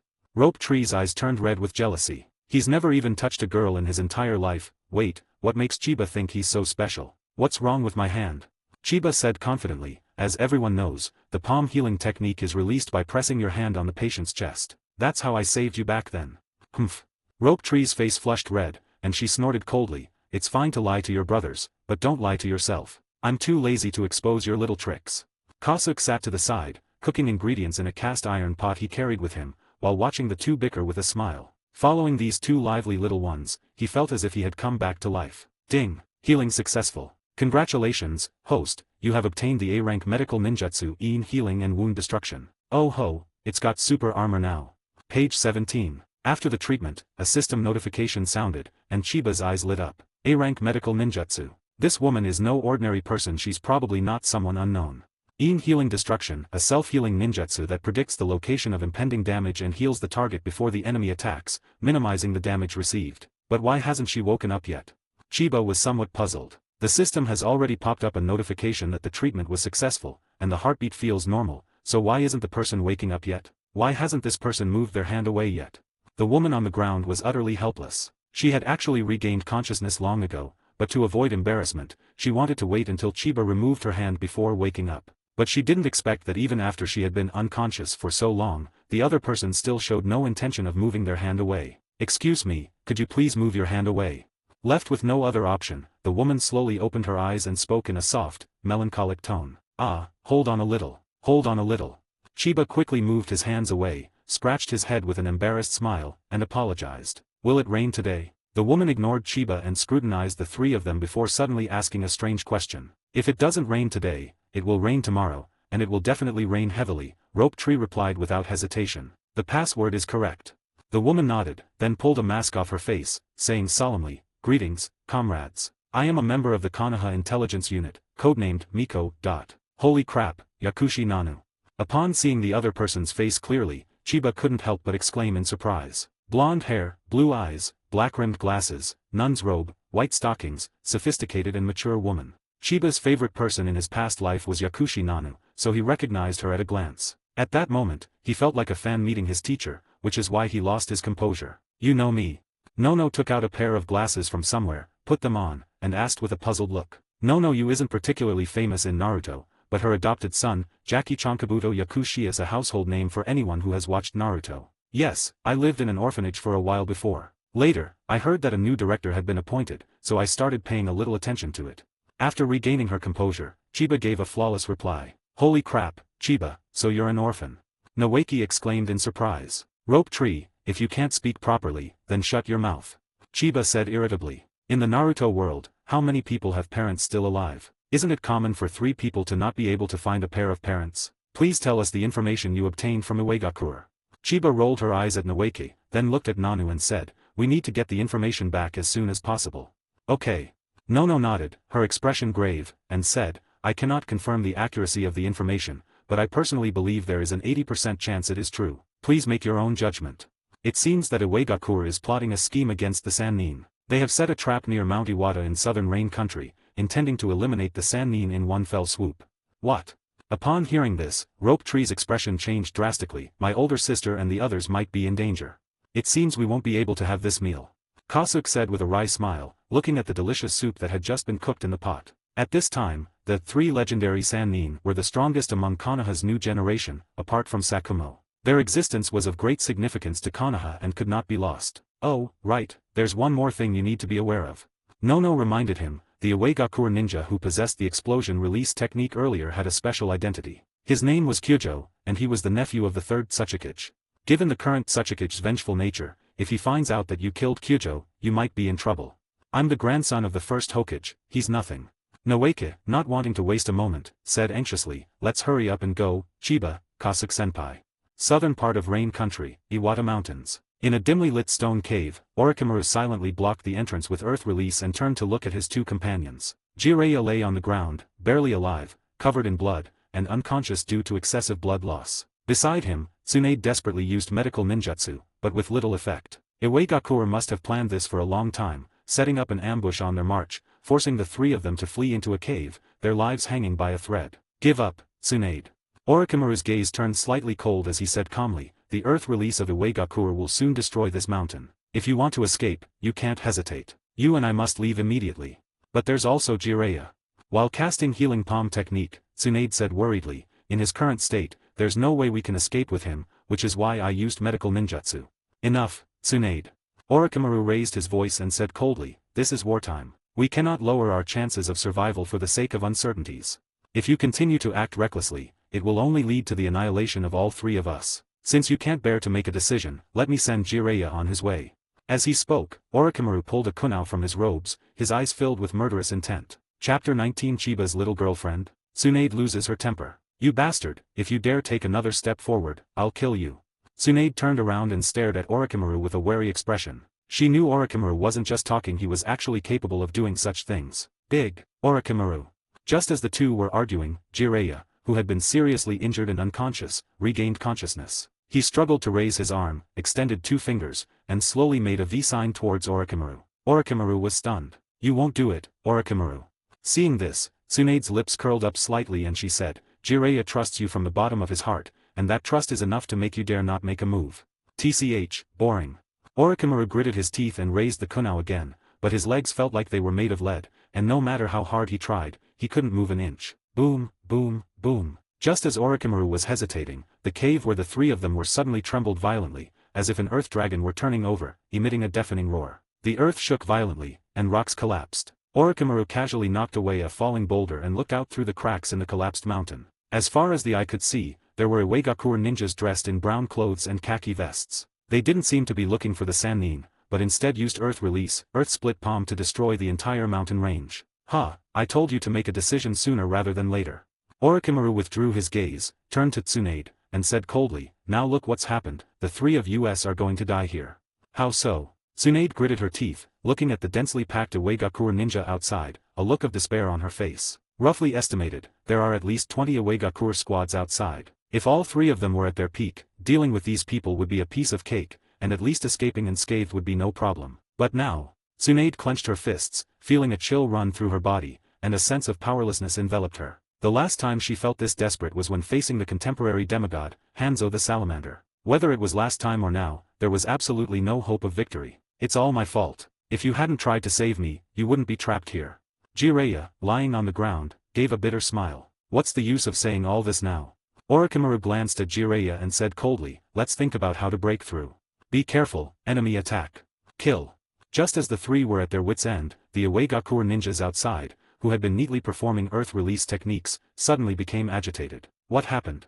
The 3 exchanged a glance and then looked outside. A group of Konoha ninjas dressed in black combat uniforms and green vests tore a hole in the Iwagakure formation like sharp knives. Leading the charge was a brown-haired boy who yelled as he charged, Big sister, Orochimaru-sensei, Jiraiya and Ai-san, we're here to save you. Reinforcements have arrived. Tsunade's face lit up with joy. None of the 3 of them would die, and none of them would be abandoned. That is. Jiraiya's pupils contracted as his gaze was drawn to the black-haired boy beside Noeke. A boy carrying a medical kit rushing across the battlefield will bring unprecedented destruction or stability to the ninja world. Jiraiya stared intently at his opponent, the great Toad Sage's prophecy echoing in his mind once again. Could it be him? Jiraiya murmured. Page 18. He had become somewhat obsessed with the prophecy of the great Toad Sage. He felt that the entire meaning of his life was to find the prophesied child mentioned by the great Toad Sage and give him the right guidance. Nothing else mattered. Throughout the entire series, Jiraiya is the only person in the entire ninja world who voluntarily summons himself to help his summoned beasts. But, is this kid really a medical ninja? After observing for a while, Jiraiya thought to himself with some uncertainty. This kid is holding a chakra blade in his hand, and he can stab people in the heart with one accuracy. He strikes without hesitation and with ruthlessness. Is this really a medical ninja who saves lives? His brutality is comparable to Tsunade's. Neipakikuin, danger. I'm coming to save you. Orochimaru looked at Noeke, who had penetrated deep into enemy territory, and his pale face contorted with worry. Noeke-kun, I will never let you be in danger again. Orochimaru leaped down from the cave with a whoosh, waving his arms, and scientifically headed straight for the rope tree. Ahem, this is the first time in my life I've ever seen Orochimaru with such a rich array of expressions on his face, Jiraiya exclaimed in amazement. Say less, Jiraiya. Tsunade did not participate in the battle, even though she was very worried about Noeke and Chiba. After all, Jiraiya was in a condition where he needed her constant protection. The 3 legendary ninjas are over there. Orochimaru's charge into the battlefield exposed Tsunade and Orochimaru's location, and immediately more than a dozen IWA ninja rushed toward the cave. Bang, bang. Tsunade blocked the cave entrance and delivered 2 powerful punches, one to each of the 2 IWA ninja who were the first to rush in, sending them to their deaths. The Senju clan's superhuman strength is no joke. They can precisely control their chakra, concentrating it in one place for a sudden burst, easily shattering hard rocks, let alone the fragile human body. We've arrived, Lady Tsunade. With Kasuke's masterful water-style cover and Orochimaru's overwhelming breakthrough, Chiba, Noeke, and Nono overcame numerous obstacles and finally rushed into the cave. Lady Tsunade, please leave Jiraiya to me. As soon as Chiba entered the cave, he saw Jiraiya lying on the ground, unable to get up. Reward, reward, reward. Chiba's eyes lit up instantly, his gaze fixed on the injured Jiraiya, completely ignoring Tsunade, who was raising her arms to give him a hug. Hee, sis, don't you usually hate this cheesy stuff the most? Women really are all hypocrites. Noeke, unaware of what was going on, happily gave Tsunade a hug with open arms, then teased her with a sly grin. Ouch, sis, be gentle. Tsunade didn't say anything, but silently increased the strength of her arm, almost strangling Noeke to death. Let me help too, Nono said, having volunteered to follow along. Nanu is known as a walking shrine maiden and is highly skilled in medical ninjutsu. If it weren't for Danzo's threat, she would have preferred to become a medical ninja. Big sister, let's leave Lord Jiraiya in Chiba's care. We siblings will go fight the enemy. Noeke said with a smile. This Tsunade hesitated upon hearing this. She looked at Kasuke beside her, and only when she saw him nod slightly at her did she feel relieved, both by Chiba's medical skills and Kasuke's fighting prowess. Okay, let's go. Before leaving the cave, Tsunade turned around and glanced at Chiba, only to find that Chiba and Nanu were treating Jiraiya hand in hand. Damn it, I'm so angry. Tsunade's anger surged, and she took a powerful step, creating spiderweb-like cracks in the thick rocky ground. Noeke, tell me, who is that woman next to Chiba? As Tsunade and Noeke charged into the enemy ranks, fighting side by side, she asked, clearly annoyed. Oh, her.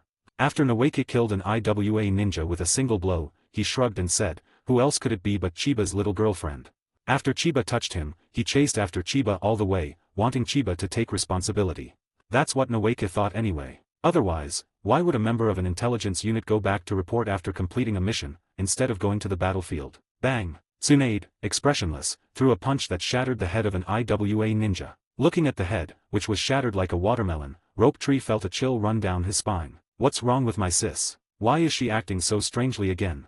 Noeke, confused, muttered to himself, women are such a hassle. Chiba is much easier to get along with. Chapter 20 Jiraiya's Request. Meanwhile, in the cave on the other side, looking at Chiba, who was doing everything he could to save him, Jiraiya's eyes flickered slightly, as if he was thinking about something. To possess medical skills comparable to Tsunade at such a young age, could it be him? Jiraiya could sense that Chiba was in charge of the entire treatment process, while the seemingly more experienced Nanu was merely assisting from the sidelines. Chiba's precise control over chakra and his effortless mastery of medical ninjutsu made Jiraiya's gaze towards him grow even more profound. Ding! Healing successful. Congratulations, host, you have obtained the ninjutsu Earth Release, Swamp of the Underworld and Fire Release, Flame Bullet. After the treatment, a system notification sounded, and Chiba instantly showed a satisfied smile. As expected of the legendary Sannin, they used 2 ninjutsu on me with just a fatal wound. Earth Release, Swamp of the Underworld, a ninjutsu that creates a massive swamp beneath the enemy's feet, causing them to sink into it and be submerged. Fire Release, Flame Bullet, a strange flame attack, primarily a fire release technique used to catch the opponent off guard. I wonder if it's because I only have 3 chakra natures, fire, earth, and yang, that the techniques the system rewards me with are all limited to these 3 natures. Chiba stroked his chin, a thoughtful expression on his face. The power inherited from the Senju bloodline is mainly manifested in physical constitution. Not every Senju clan member possesses both water and earth chakra attributes, so Chiba did not acquire the water attribute. I wonder if the system can grant me a new chakra attribute, otherwise how will I use the bloodline limit to heal and save lives in the future? Although Tsunade and Orochimaru were not at their peak, with the help of Konoha reinforcements, they easily dealt with a group of nameless IWA ninja. The battle ended quickly, and Konoha was undoubtedly victorious, thwarting Iwagakuru's plot to annihilate the Sannin. The remaining Konoha ninja were responsible for cleaning up the battlefield, while Tsunade took Noeke back to the cave to check on Jiraiya's condition. Orochimaru, despite his cold words, also followed Jiraiya back to the cave, secretly keeping an eye on him. Phew, Jiraiya, it's good that you're alright. When they saw that Jiraiya's complexion was rosy and he was able to chat and laugh with Chiba and the others, both Tsunade and Orochimaru secretly breathed a sigh of relief. Lady Tsunade, now that you're back, I'll head out to help. There must be quite a few wounded people outside who need treatment. Upon seeing Tsunade and the others return, Chiba quickly stood up and spoke. Jiraiya has already been fleeced, so he plans to find another place to buy more goods. Damn it, I just got back from the battlefield, and you don't even say a word of concern before leaving like this.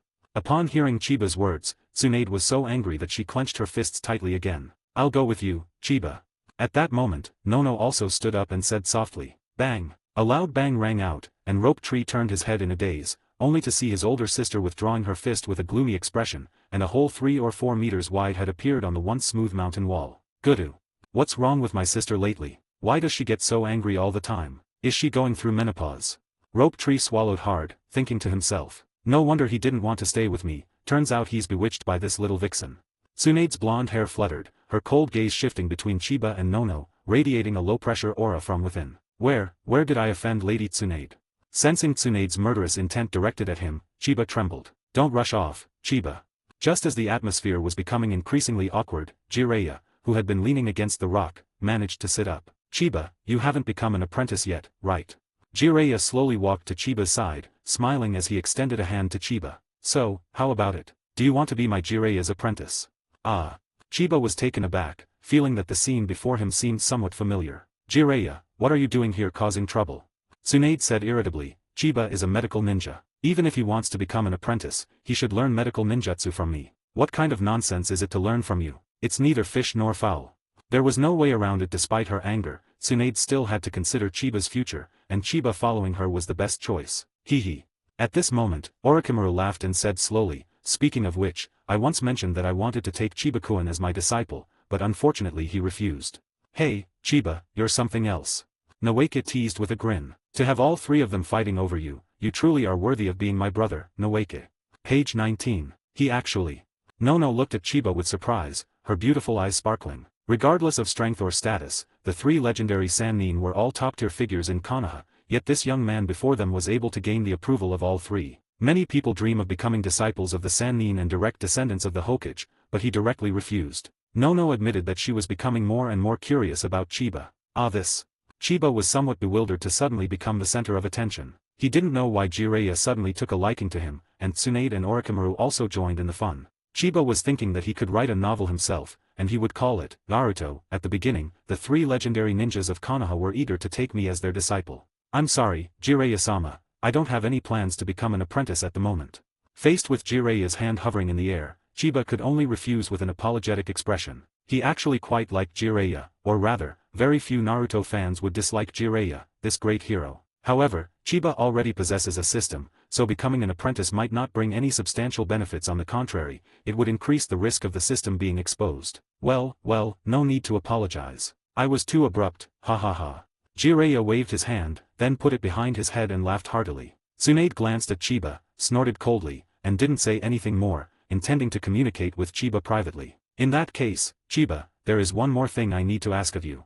Soon, Jiraiya's smile vanished, and he stared intently at Chiba, saying, I intend to entrust you with an important mission for me. Jiraiya wasn't sure if Chiba was the child of prophecy spoken of by the great Toad Sage, so he planned to put Chiba to a test. What mission? Tell me in detail. Upon hearing that there was an important mission, Noeke immediately became interested and moved closer to Jiraiya with shining eyes. Jiraiya didn't say anything, but looked at Nana beside him, his intention quite clear. There were some things that Danzo Shimura's men were not comfortable saying here. My lords, since there is nothing else here, I shall take my leave. Nono understood, and she bowed slightly to the three Sannin in turn, then walked straight past Chiba and headed out of the cave. We are from different worlds. You are bathed in sunlight, while I am mired in darkness.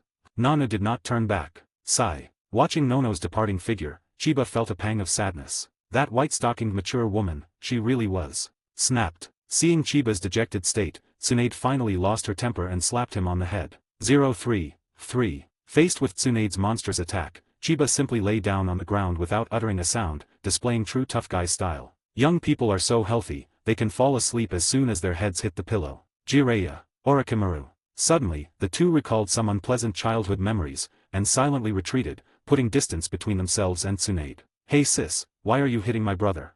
Noeke was displeased and, oblivious to his own mortality, rushed up to Tsunade, sticking his neck out and loudly questioning her. Okay. Tsunade narrowed her eyes and gave a soft snort. Noeke was so frightened that he took 2 steps back and shakily raised his arms to block her way. Sis, you can hit me, but if you hit my brother, you can't hit me anymore. A brother in my heart, but when something happens, I can't get through on the phone. Idiot. Tsunade countered with a powerful punch, and Noeke instantly collapsed to the ground, lying neatly alongside his best friend. Jiraiya, what do you plan to have Chiba and the others do for you? Taking advantage of the two being unconscious, Tsunade frowned slightly and looked at Jiraiya, asking a question. Don't worry, it's not a dangerous mission. Jiraiya explained, I can't get away right now, so I plan to have them look after those 3 children for me for a while. Chapter 21, Chao Gu appears. Is Shao Nan going to change careers? It's really troublesome. After hearing Jiraiya's words, Orochimaru coldly replied, I told you long ago that we should have killed those 3 back then. It would have been a good thing for them. Enough, Orochimaru, I don't want to hear that anymore. Jiraiya, who was usually very good-tempered, suddenly roared in anger. Humph, do as you please. Trying to meddle in everything will only hurt you. Orochimaru lost interest in the ensuing conversation, casually left a comment, and turned to leave the cave. In that case, I have no objection. Upon hearing that there was no danger, Tsunade's eyebrows slowly relaxed, and she then asked with some confusion, but why are you suddenly so concerned about this kid, Chiba? It's just some speculation, Jiraiya replied ambiguously. I'll tell you once it's confirmed. Okay. Tsunade nodded slightly upon hearing this, secretly glancing at Chiba on the ground, a hint of domineering tenderness flashing in her eyes. You brat, there's nothing I can't get if I set my sights on it. I'll get you sooner or later, humph. Tsunade knew that the two of them were now of vastly different statuses, and Chiba probably hadn't even considered that possibility. But it doesn't matter, it's just a few years apart. In a few years, those few years will be insignificant. What? We're supposed to take care of the kids.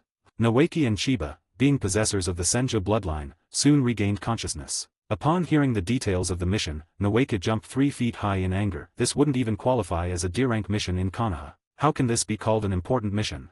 Chiba didn't speak, but instead looked thoughtful. When Jiraiya said he would take care of 3 children, could he be referring to Nagato, Konan, and Yahiko? But what was Jiraiya's intention in making this request? Because of the information asymmetry, Chiba pondered for a while but couldn't come up with a solution. Listen to me, rope tree. Jiraiya ruffled Noeki's hair and said with a smile, I assure you, this is a very important mission. I'll have the village classify it as an A-level request. How about that? That's more like it. Okay then. Rope tree pouted, not very happy, and reluctantly agreed. Jiraiya then looked at Chiba, who nodded and said, I have no objection, Lord Jiraiya, please give your orders. Meanwhile, Kasuke remained silent throughout. He was like a brick, ready to be moved wherever needed. Seeing this, Jiraiya smiled with satisfaction. Very good, I'll leave those 3 children in your care. Please guide them in their cultivation when you have time. Look, it's right ahead. Guided by Jiraiya's shadow clone, Chiba and his companions arrived at an inconspicuous hill. On the other side of the hill, there was a small wooden house. Who is it? The people inside the wooden house seemed to have heard the noise, and a childish, slightly nervous voice came from inside. The next moment, the door opened. A boy with short orange hair, who looked only 6 or 7 years old, walked out of the house with a kunao in his hand and a wary expression. Holy crap, Brother Chow. Upon seeing the orange-haired boy, Chiba almost blurted out. Yahiko, it really is Yahiko. That unfortunate kid who founded the Akatsuki organization, but died prematurely and was turned into pain. Despite having already guessed, Chiba was still quite excited to see Brother Chow in person. It's me, Yahiko. Jiraiya, the shadow clone, stepped forward and patted Yahiko's head with a smile. You've already learned to protect your comrades. You've done well, Yahiko. Hehe, Jiraiya-sensei. Yahiko's face lit up with joy. He turned and shouted towards the cabin, Konan, Nagato, come out quickly. It's Jiraiya-sensei. Soon, 2 more children, about the same age as Yahiko, came out of the wooden house. One is a little girl with blue-purple hair tied in a bun, and the other is a shy boy with red hair who only looks at people through his bangs. Konan, Nagato, come here quickly, let me introduce you. Jiraiya smiled and waved to the 2 children. After they came over, he began to introduce them to everyone. Chiba didn't listen to what Jiraiya said. Instead, he stared blankly at the young faces of Nagato and the other 2. Page 20. Who could have imagined that a few 6 or 7-year-old children would, 20 years later, be 26 or 27 years old? Ugh, they would become figures who stir up the winds and waves of the ninja world. If we kill those 3 here, will the Akatsuki organization cease to exist in the future? Looking at the 3 children, a thought suddenly popped into Chiba's mind. However, Chiba quickly shook his head and gave up on the idea. Never mind. Firstly, it would not benefit him to rashly change the known plot and steer it in an unpredictable direction. Secondly, Madara Uchiha likely had spies nearby, monitoring and protecting Nagato. Brother Chiba, can I learn medical ninjutsu from you? Just as Chiba was lost in thought, a sweet, childlike voice rang out, pulling him back to reality. Ah. Chiba looked down and realized that Konan had walked up to him at some point and was looking at him expectantly. 3 question marks appeared on Chiba's face. Big sister, you're destined to be the white tiger of Akatsuki. The explosion of 600 billion explosive tags is enough to make even a tough guy like Kakuzu weep with joy after being resurrected. So, why did you choose to learn medical ninjutsu? Chiba forced a smile and asked with some confusion. Because Yahiko and Nagato are often injured, I want to learn medical ninjutsu so that I can take good care of them. Konan answered without hesitation. Okay, no problem. Chiba had no reason to refuse, so he simply agreed. Nagato and Yahiko squeezed next to Kasuke and Noeki, chattering away around them. Clearly, boys are more interested in cool ninjutsu that can be used in combat. Noeki was somewhat perfunctory, while Kasuke, who was usually silent, answered every question. He really liked the lively children. Very good. Seeing you all getting along harmoniously puts my mind at ease. Seeing this, Jiraiya smiled and said, he taught the 3 kids ninjutsu for 2 reasons: first, to help them better protect themselves, and second, to enable Nagato to control the power of the Rinnegan. Conan volunteered to learn medical ninjutsu, which Jiraiya thought was a good idea. He thought that when Conan grew up, she might be able to help more children. Puff. Jiraiya knew he would miss his 3 children, so he took advantage of the moment when no one was looking and deliberately dispelled his shadow clones. Ah, Jiraiya-sensei is so cunning, he secretly left. Yahiko immediately hugged Noeki and wailed. Yahiko is the youngest and most lively of the 3. He has no idea what social anxiety is and is naturally outgoing. You guy. Noeki's face puffed up with anger, and she barely managed to resist the urge to beat Yahiko up. At this time, Yahiko was 6 years old, Conan was 7 years old, and Nagato was 7 to 8 years old. Seeing this, Chiba chuckled to himself. Before, it was always Rope Tree who tormented him, but now there's finally someone who can torment Rope Tree. Nagato and Kasuke fell silent again, their presence so inconspicuous that they seemed to be cut from the same mold. Then, Chiba and I-san, I look forward to your guidance from now on. Conan stretched out a hand to Chiba, her big eyes crinkling into a smile, like a cunning little fox. No problem. Chiba grasped Conan's small hand and shook it, then a new idea quickly formed in his mind. These 3 children are all exceptionally talented. It would be great if we could get a reward from them. But they're not injured yet, so I can't just beat 3 kids half to death and then get them treated. That doesn't seem like an impossible situation. Hee. Chiba narrowed his eyes, sizing up the 3 people in front of him, and began to seriously consider the feasibility of the plan. Chiba and I-san. Conan trembled, feeling somewhat flustered under Chiba's strange gaze. Chapter 22 Development System, New Directions for Improvement. Water Release, Water Bullet Technique.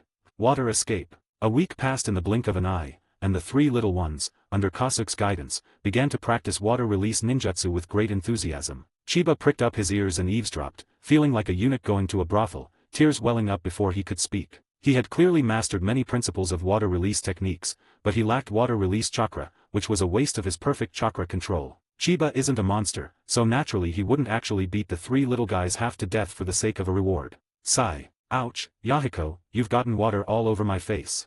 Haha, I shot it right in your face. Nagato, take another shot from me. The 3 kids were serious for a short while, and soon their serious ninjutsu practice turned into a water gun battle. Kasuke didn't stop them, but just watched the 3 children play around with a smile. Lord Tobirama, when you were teaching me water release techniques, you must have felt the same way I am looking at these children now. Hey, how come it's 2 against 1? The obnoxious Yahiko was quickly beaten into a groan by Nagato and Conan working together. While slithering about like a snake, he shouted to Rope Tree, who was pretending to sleep under a tree not far away, Brother Rope Tree, someone is bullying me, come and help me. Damn it.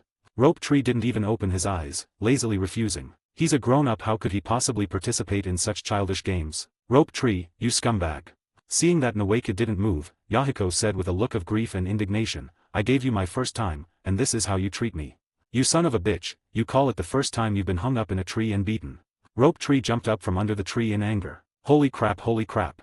So, another person joined in chasing and beating Yahiko, and Yahiko's screams grew even louder. Save lives and heal the wounded, save lives and heal the wounded.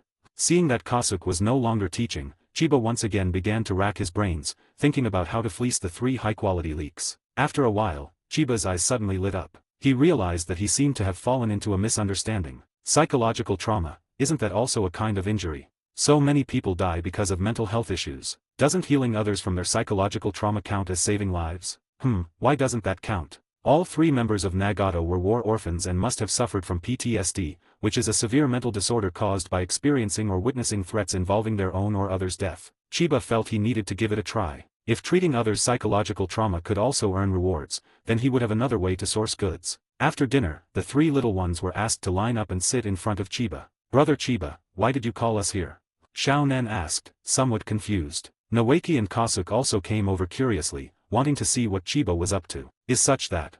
Chiba slowly began to speak. After spending this time together, I've discovered that the 3 of you are all sick, and quite seriously so. 3 little ones. Yahiko stood up abruptly and said indignantly, you're the one who's a.b. Shaw, Chiba-kun, what I mean is, we're perfectly healthy, we eat well, and we're in great shape.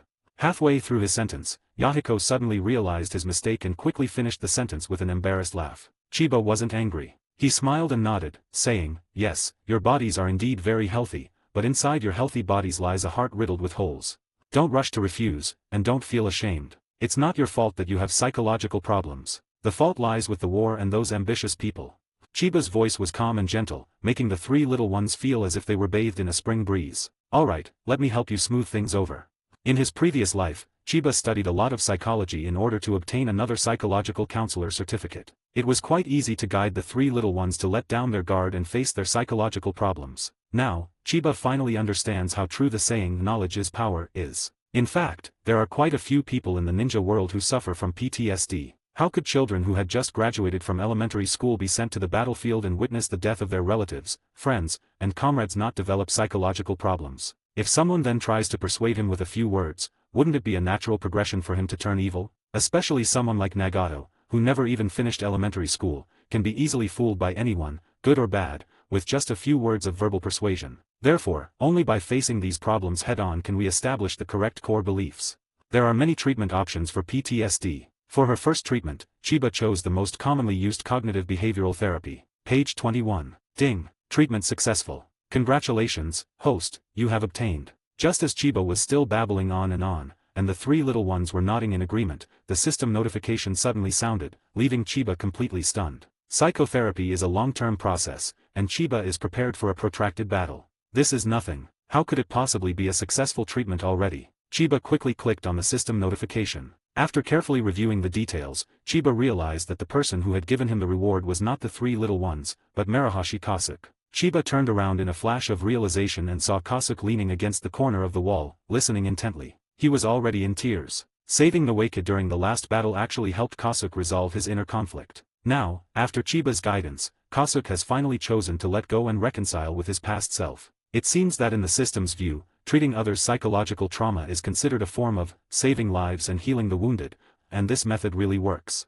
Chiba's eyes were frighteningly bright. For successfully saving Kasuke, the reward he received was a new chakra attribute, water. This proves that my previous guess was correct. Through the system, I can gradually complete my chakra attributes and even comprehend the power of the bloodline limit.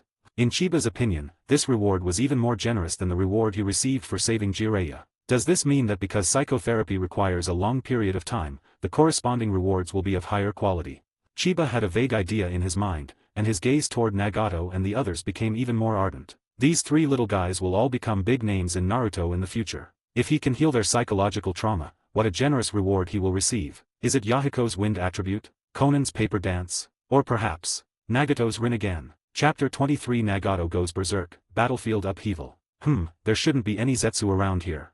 Chiba withdrew his finger from the ground, thinking to himself with some uncertainty. Although Chiba has a very keen sense of chakra, the black and white Zetsu's spore technique is very well concealed, and he cannot guarantee 100% certainty. Another week has passed. The three little ones trained with Kasuke and Noeke during the day, and studied psychology and received ideological education with Chiba at night. Perhaps years later, when Uchiha Madara comes after Nagato once again, the other party will be completely dumbfounded to find that Nagato has become a staunchly loyal Red Warrior, and no matter how he tries to persuade him, Nagato remains unmoved. Just thinking about it is hilarious, Chiba said with a wicked grin. After each day's psychological training session, Konan would come to Chiba's room alone to learn medical ninjutsu from him. This child's thirst for knowledge is just too strong. Alright, Shao Nan, let's call it a day. Looking at the pleading look on Minami's face, Chiba wearily refused. He was really tired and just wanted to lie down and sleep. Oh, Chiba and Aisen, please just do me a favor. Shao Nan grabbed Chiba's arm and snuggled against him, acting all cute. Previously, she, Nagato, and Yahiko lived a precarious life. Now that she finally had the opportunity to learn and change their fate, she was naturally eager to learn. You're still too young, I'm afraid you won't be able to handle the knowledge that follows, Chiba said with a hint of helplessness. Shao Nan isn't little anymore, brother Chiba, just let Shao Nan give it a try. Shao Nan said, blinking her big eyes. Okay, sigh, I just can't do anything with you. Chiba let out a long sigh. He knew he would probably have to stay up all night again. Another day. After instructing the three little ones, Kasuke went to fish by the river not far away. Noeke stayed home with Chiba, watching him provide psychological counseling to the three little ones, and secretly memorized some of the guidance methods, planning to try them out on Tsunade when he got back. After all, my older sister is so irritable all the time. Who would believe she doesn't have some kind of mental illness? Rope Tree thought to himself. Alright, let's move on to the next step, Chiba said softly. Try to recall those painful memories again, identify the negative beliefs and emotions within them, and follow my finger to do eye movements. This time, Chiba adopted eye movement desensitization therapy in a gradual manner. Chiba felt a surge of secret joy as he watched the three little ones meditating earnestly, following his guidance. So far, the treatment is progressing very smoothly, and at this rate, he will soon be able to receive his reward from the three of them. However, at this moment, a sudden change occurred. Ah! Nagato's calm face suddenly contorted, and he uncontrollably clutched his head and roared. Nani! Chiba's pupils suddenly contracted. He hadn't expected that after so many rounds of psychological counseling, Nagato's emotions would still instantly break through the threshold and he was about to go berserk. Ding! Almost instantly, the red hair that had been covering half of Nagato's face suddenly flew up, revealing a pair of purple eyes that exuded madness. Oh no, everyone hurry! Before Chiba could even warn everyone, the next instant, accompanied by Nagato's constipated roar, an astonishing repulsive force suddenly spread out from Nagato's center. Boom! Like a detonation tag exploding right next to someone's face, the terrifying impact swept past, and Chiba and the others were instantly thrown back, flying out from the shattered wooden hut and crashing heavily into the distance. Water escape water formation wall. Chiba forcefully suppressed the surging chakra within his body, his fingers flying as he quickly formed two hand seals in the air, unleashing the water release technique he had stolen from Kasuke. Wow! A circular wall of water rose up instantly, enveloping the four people. The gentle flow of water supported their falling bodies and helped them slowly land on the ground. Those eyes. Chiba, did you see those eyes just now? As soon as they landed, Noeke grabbed Chiba's shoulder and let out a strange, monkey-like cry. Purple, it's purple. And it's in concentric circles. For so long, Nagato had always appeared with bangs, and this was the first time Noeke had seen Nagato's eyes, so it was no wonder he was shocked. Nagato, are you alright? After landing, Konan and Yahiko disregarded everything else and rushed towards Nagato, who was kneeling in the ruins of the wooden house, his face contorted in pain. Chiba and Noeke exchanged a glance and walked towards Nagato, but the shock on Noeke's face had not yet subsided. What was that power just now? Was it a pupil technique? No, how could there be such a terrifying pupil technique? Noeke muttered to himself. I'm sorry, I lost control again and almost hurt everyone. I'm so sorry. Nagato lowered his head, his bangs once again obscuring his eyes, and apologized to everyone with a guilty expression. Why apologize, Nagato? This is a good thing. Just then, a hand landed on Nagato's shoulder, and the gentle words stunned Nagato. Good news. Nagato looked up in confusion, only to see Chiba watching him with a smile. Yes, it's a good thing. Chiba nodded, plopped down next to Nagato, and put his arm around Nagato's shoulder. Human emotions are like a great river. Controlling one's emotions is like managing the river. It's better to dredge than to block. The more you suppress them, the more likely problems will arise. What we need to do is build a dam in this river to ensure that we are no longer overwhelmed by our emotions, to let this river flow steadily, and to let our emotions be under our control. The three kids, including Nagato, nodded repeatedly as they listened, while Noeke, standing to the side, curled his lip, thinking to himself that Chiba was really good at fooling children. Emotions contain immense power. Remember the feeling of anger you just felt, Nagato. Don't be afraid of it, but try to control it and make it work for you. When you can control your anger, that amazing power you just felt will become a powerful weapon to protect your companions. As he spoke, Chiba patted Nagato on the shoulder, then pointed to the three people beside him, and said earnestly, Don't feel guilty, Nagato. Look, no one blames you. On the contrary, they are extremely worried about you and trust you completely. We all believe you can do it. Everyone. Nagato's nose tingled with emotion. He raised his head and slowly swept his gaze over the three of them, finding that, just as Chiba had said, there was only worry on their faces, not a trace of fear or blame. Keep up the good work, Nagato. I have high hopes for you. Chiba patted Nagato on the shoulder and said with a smile, Only those who have experienced pain can treat others kindly. Understanding pain leads to maturity and allows us to better protect others. Okay, I understand, Chiba and I. Nagato nodded heavily. Under Chiba's persuasive words, he quickly adjusted his mental state and even became more optimistic than before his rampage. Call. Seeing this, Chiba secretly breathed a sigh of relief and secretly wiped away non-existent cold sweat from his forehead. Being a psychologist in this world is really dangerous. You have to deal with raging kids all the time, and you could easily die in the line of duty, Chiba thought to himself. Sitting next to Nagato just now, he was under a lot of pressure. He was really afraid that Chao Ji would suddenly unleash a Shinra Tensei on him. Page 22. Okay. At this moment, Kasuke returned along the same route, carrying two large fish, and fell into deep thought as he looked at the original location of the wooden house. I'm getting old, and my memory is getting worse. I remember the cabin should be in this direction, right? After having dinner together, Chiba gave Nagato a private counseling session. Nagato has found the trigger information that caused her traumatic pain. As long as Nagato can be desensitized and rebuild positive cognition and positive emotional feedback, Nagato's PTSD will be cured. With the reward within reach, Chiba plans to work even harder. Just then, Rope Tree suddenly jogged over and interrupted the two of them with a serious expression. Chiba, things have changed at the front, we need to get back as soon as possible. Chapter 24, A Deadly Trap Set for Chiba. Something has happened at the front, do we need to return as soon as possible? Upon hearing Noeka's words, Chiba frowned, a hint of repulsion creeping into her heart. To be honest, he could already see the generous rewards beckoning him, and at this point, he had no desire to leave. Is the source of this information reliable?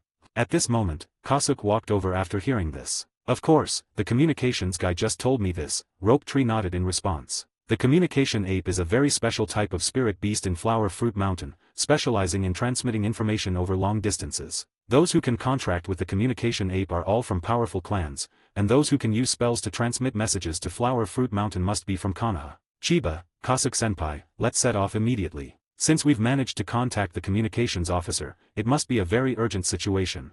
Rope Tree couldn't wait any longer. He had been here for more than half a month and was getting bored. He wanted to Tetape. I always feel a little weird.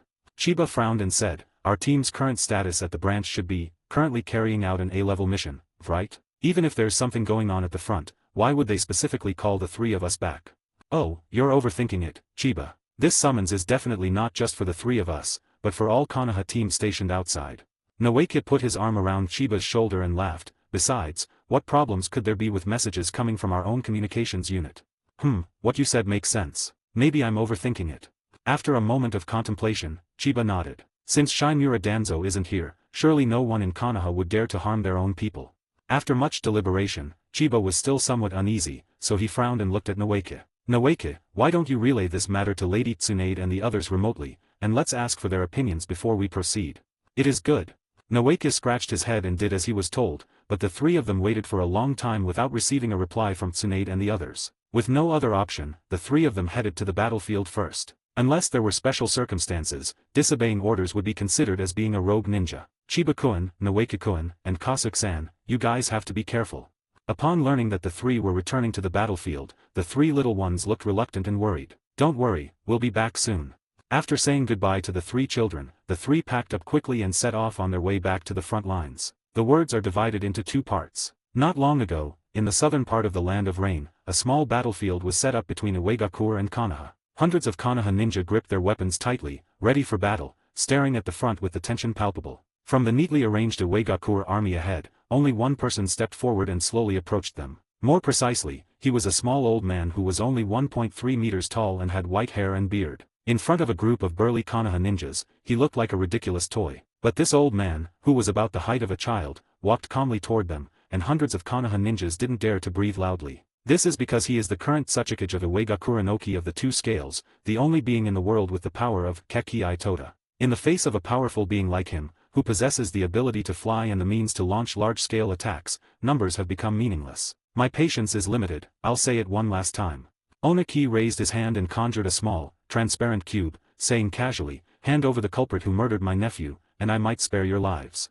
Because Oniki has the power, he can openly break the rules and make the other party pay for their crimes in blood without any reason. Buzz. Oniki shook the transparent cube in his hand, and wisps of annihilation aura emanated from it. Many sensory ninjas were so frightened by the terrifying energy contained within the cube that their legs trembled after just a brief examination. No one doubted Oniki's words. One of the sensory ninjas even said in a trembling voice, "What he said is true. That technique is beyond my comprehension. If it were to be used on us, we would probably be completely wiped out in an instant." Heh. Oniki sneered as he looked at the Konoha ninjas who were now silent in fear. He dispelled his dust escape technique, signaling to the Uegakure army behind him not to come forward, and sat cross-legged on the ground alone, closing his eyes to rest. No secrets stay hidden forever. Locating the murderer of Kyojo is not difficult for him. Now, he only needs to wait for Konoha to hand the person over so that he can execute him. If you don't pay. He then flew to the rear of the Konoha army, used dust release plus Genjutsu, and, together with the Uegakure army there, slaughtered everyone in Konoha. At this time, Konoha's main force is on the main battlefield. There is no one here who can restrain him. Surely no one would delay the battle and turn back for the sake of these three soldiers. Meanwhile, the Konoha Command and Communications Center at this battlefield was in complete chaos. As high-ranking officials, we must consider the overall situation. This move is not a compromise with the enemy, but a necessary sacrifice to prevent the Tsuchikage from intervening by exchanging three people. You're talking nonsense. Compromise is compromise. When has Konoha ever needed to survive on the mercy of our enemies? Two senior officials from the communications department got into an argument on the spot, and their differing opinions represented the disputes of most people present. War always results in death. The entire 18-man squad that was tasked with luring the enemy was killed, but we managed to kill dozens of IWA ninja. So, that sacrifice was worthwhile. The first high-ranking official argued forcefully, perhaps if those three were here right now, they would also be willing to sacrifice themselves for the benefit of Konoha. Isn't that the unique will of fire that is characteristic of the people of Konoha? It must be said that Hiruzen Sarutobi's later decision to hand over Hyuga Hisashi to Kumagakure in order to avoid war was also a manifestation of the will of fire. Fuck you. Is what you gain by betraying your own people really profit? It's a disgrace. The second high-ranking official was an elderly man with white hair and beard. Unable to contain his temper, he rolled up his sleeves and punched the first high-ranking official in the face. I think you're just afraid of sacrifice, so you'd rather believe Oniki's nonsense. Bullshit, this is strategy. Two high-ranking officers started fighting, and the rest of the members were leaderless, talking amongst themselves, making the entire communications command center as chaotic as a vegetable market. I think we shouldn't hand them over, but rather ask Lord Sakumo, who is closest to us, for help. Will it work? Unless the Hokage himself comes, who can stop Oniki? Not to mention there's a group of IWA ninja watching him like hawks. Among the crowd, a Konoha ninja with a small mustache glanced at the three people's information and complained. Are the lives of the powerful families valuable, but our lives are worthless? They're the ones who caused this trouble, so why should we bear the consequences? The mustachioed ninja's words instantly gained the approval of many people. One of the Konoha ninjas spoke up even more irritably, but even if we wanted to hand him over, he's not here with us right now. Seeing that everyone had been successfully swayed, a hint of joy flashed in the mustachioed ninja's eyes. He hadn't expected the mission to be so easy. If anyone has the authority to contact that young master, why not just find a way to lure them over? The mustachioed ninja suggested. What do you mean by tricked? That's such a harsh way of putting it. A Konoha ninja chimed in. We just called them over to ask what they think. Maybe they'll be willing to sacrifice themselves. You have a point. So, shall we do it this way? Time returns to the present. Chiba and his two companions sped along at top speed and finally arrived at the battlefield where the branch was located. Brothers, we've come to your aid. Where are the enemies? Before even reaching their destination, seeing the dense mass of friendly forces ahead, Rope Tree excitedly shouted and yelled. They ran for so long, but the battle still hadn't started. Were they waiting for Lord Nawaka to unleash his power? Rope Tree, be careful, something seems wrong. Chiba slowed his pace and whispered a reminder, while Kasuke's expression also became extremely serious. From their perspective, there were no enemies ahead. However, hundreds of Konoha ninjas, armed with swords, stood in neat formation, seemingly possessed, which was clearly abnormal. Swish, swish, swish. Upon hearing Rope Tree's voice, hundreds of people turned their heads in unison, their eyes filled with surprise, regret, or indifference, but each one looked at the three with the same gaze one would give a dead man. Okay, something does seem a bit off. This time, even the slow-witted Rope Tree realized something was wrong. He subconsciously took 2 steps back, feeling a little uneasy under the strange gazes of the crowd. You've finally arrived. I've been waiting for you for a long time.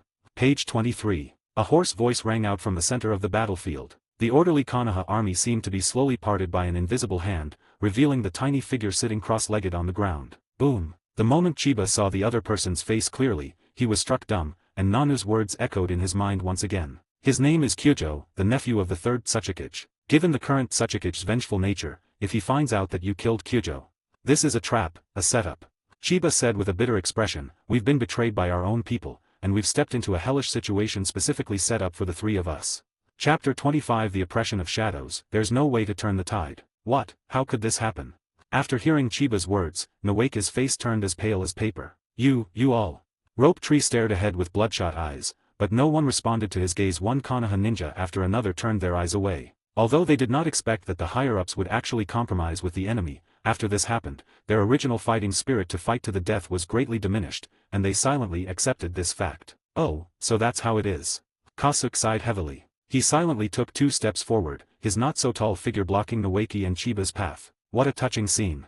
Oniki's figure slowly hovered in the air, leisurely passing over the Konoha army formation, as if he were inspecting his own troops. Hateful. Many Konoha ninjas gripped their weapons tightly, their faces showing humiliation, but they gritted their teeth and suppressed the urge to attack. The higher-ups have ordered these 3 to be recalled. What else can they do? Just to vent his anger, would he want his comrades to die alongside these 3 men in a meaningless and pointless way? Raging, raging, raging. As the distance closed, the oppressive aura emanating from Oniki grew stronger and stronger, pressing down on Chiba and the other 2 like a raging storm. Gudu.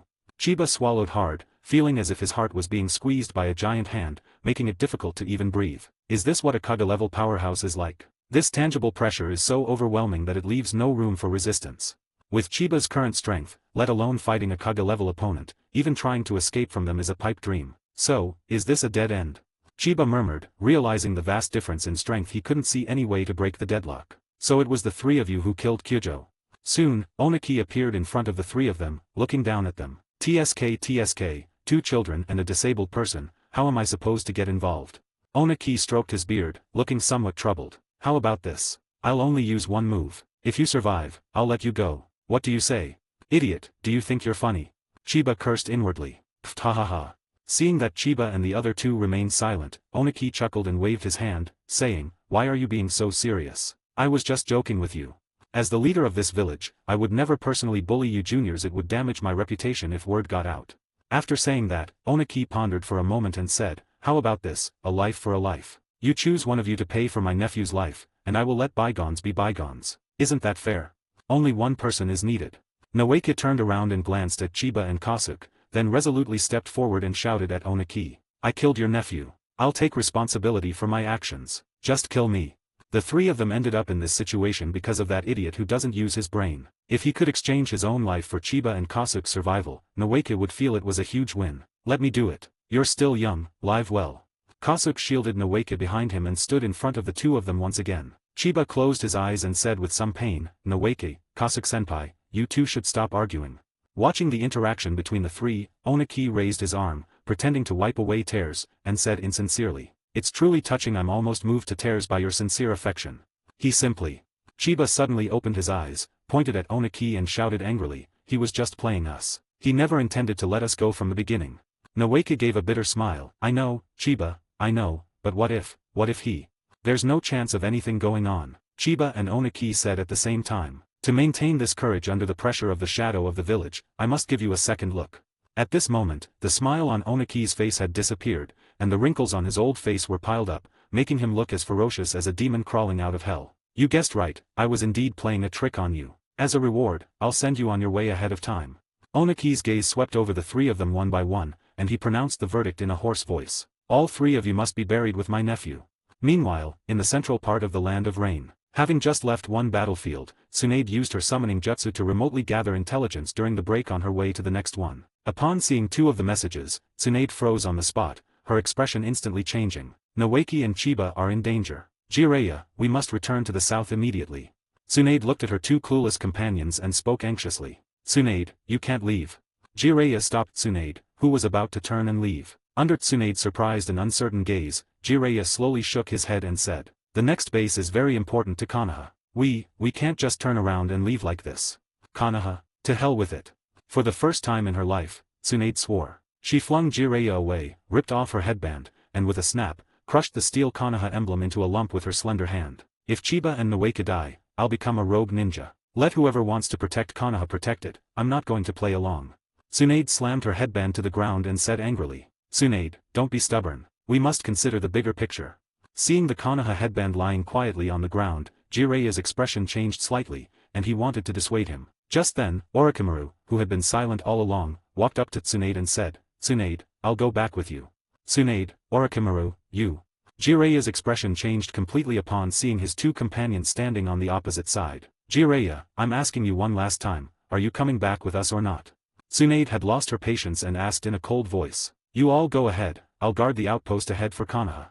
After a brief silence, Jiraiya spoke with a resolute gaze. It's true that Jiraiya liked Tsunade, but in his heart, Konoha was far more important than Tsunade. Otherwise, in the original storyline, he wouldn't have said to Tsunade, if you betray the village, I will kill you with my own hands. Perhaps I was too willful. Orochimaru, let's go.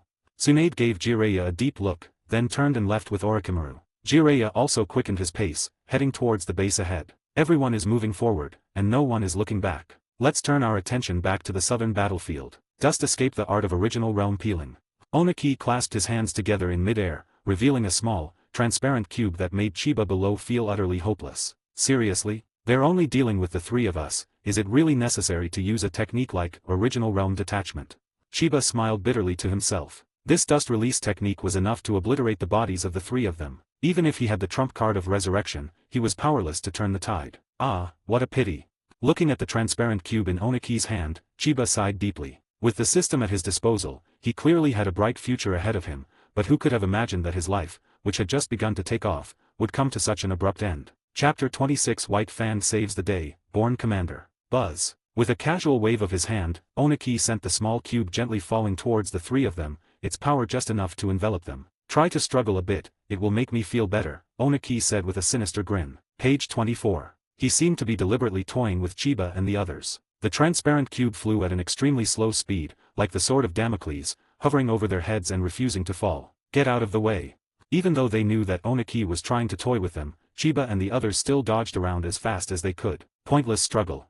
Oniki crossed his arms and watched the scene with a cold smile. At the speed of Chiba and the other two, they couldn't possibly escape the range of original world stripping. Clang. However, at that moment, a flash of lightning appeared from not far away, as if it had pierced the sky and arrived in an instant, accurately stabbing the transparent cube that was floating towards Chiba and the other two. The next instant, a piercing sound, like 100 birds chirping, caught up with them, making everyone along the way's eardrums buzz. Heite Kryu, 100 birds sharp spear. This was a long spear composed of dozens of fine lightning bolts, like mosquitoes gathering into thunder, which slammed into the transparent cube while spinning at high speed. Boom! The balance inside the transparent cube was broken, and it exploded instantly in a dazzling burst of electricity, unleashing an annihilation force powerful enough to separate matter into atomic states. Book of Arrays. Bang! The annihilating power of original realm stripping was released in midair, but the terrifying energy generated by its explosion still remained, slamming into the ground with undiminished force, directly sending Chiba and the other two flying. Pfft! Cough cough cough. Chiba fell to the ground in a sorry state, his internal organs shaken violently. He rolled over and vomited. Noeki and Kasuke were in no better shape than him. Okay. At this moment, Oniki's attention was no longer on Chiba and the others. He turned his head slightly to look at the silver-haired man who had come like a streak of lightning and landed directly in front of him not far away. Sakumo Heitake, if I remember correctly, that's your name, isn't it? Looking at the exhausted Sakumo, Oniki asked with some doubt, even in your prime, you wouldn't stand a chance against me. Are you here to die? It's Lord Sakumo. Lord Sakumo has arrived. Whispers arose within the Konoha army ranks, and the expressions on everyone's faces varied. Chiba, Konoha's white fan is here. We're saved. Noeki scrambled to Chiba's side, grabbed his arm, and burst into tears. Shoo, keep your voice down. Let's stay away and observe the situation. Chiba comforted Noeki, and the two of them helped Kasuke, who had strained his back. Taking advantage of Oniki's temporary distraction, they quietly began to retreat. Lord Tsuchikage is joking. Under everyone's gaze, Sakumo spoke up neither humbly nor arrogantly. I've come only to ask Lord Tsuchikage a question. Are you going to personally intervene in the war in the Land of Rain? Upon hearing Sakumo's words, Oniki frowned slightly, but quickly relaxed. Of course not. I came here only to avenge my nephew. These three were put forward by your Konoha to appease my anger. The repeated wars between the Fire and Earth Kingdoms and the Rain Kingdom are essentially just a means to seize the Rain Kingdom's interests. However, if Oniki were to personally intervene, the nature of the war would change, and the scale of the war would expand further, potentially leading to a fight to the death between the two sides. Facing someone of Sakumo's caliber, Oniki naturally couldn't treat him as casually as he had treated the previous small fry, so he gave a careful explanation. So, he actually doesn't dare to attack us at all. No wonder he was so patient, waiting for us to hand him over, the Konoha ninja whispered among themselves. Then you must have misunderstood. At this moment, Sakumo spoke again. No matter their identity or reason, Konoha will never hand over any of our comrades. If you want to kill them, you will be making an enemy of everyone here. Oh, is it so? Oniki sneered upon hearing this. Are you so sure I won't dare to make a move? I can easily kill dozens of people. Do you think Hiruzen Sarutobi would fight me to the death for those people? No, no, no, Lord Tsuchikage. Sakumo Heitake shook his head and said, as I said, if you want to kill them, you will be making an enemy of everyone here. You will have to kill us all. Ha ha ha, I think you're the one joking, Heitake Sakumo. Oniki laughed loudly in midair. Why don't you turn around and ask the people behind you how many of them are willing to die for those three? Not far away, the hearts of Chiba and his two companions instantly leaped into their throats. It's over, I feel like it's going to be a disaster, Chiba lamented inwardly. If these people were willing, they wouldn't have been tricked into coming. Besides, Chiba asked himself honestly, and he didn't think he would willingly sacrifice himself for a few strangers. They will. Sakumo said firmly. Because if we hand over these three people today, they might be the ones to be handed over tomorrow. If we turn a blind eye to our own compatriots, they will eventually find themselves isolated and helpless. Because these three people are the age of most of the parents and children present, put yourself in their shoes, no one would give up their parents and children just to appease them.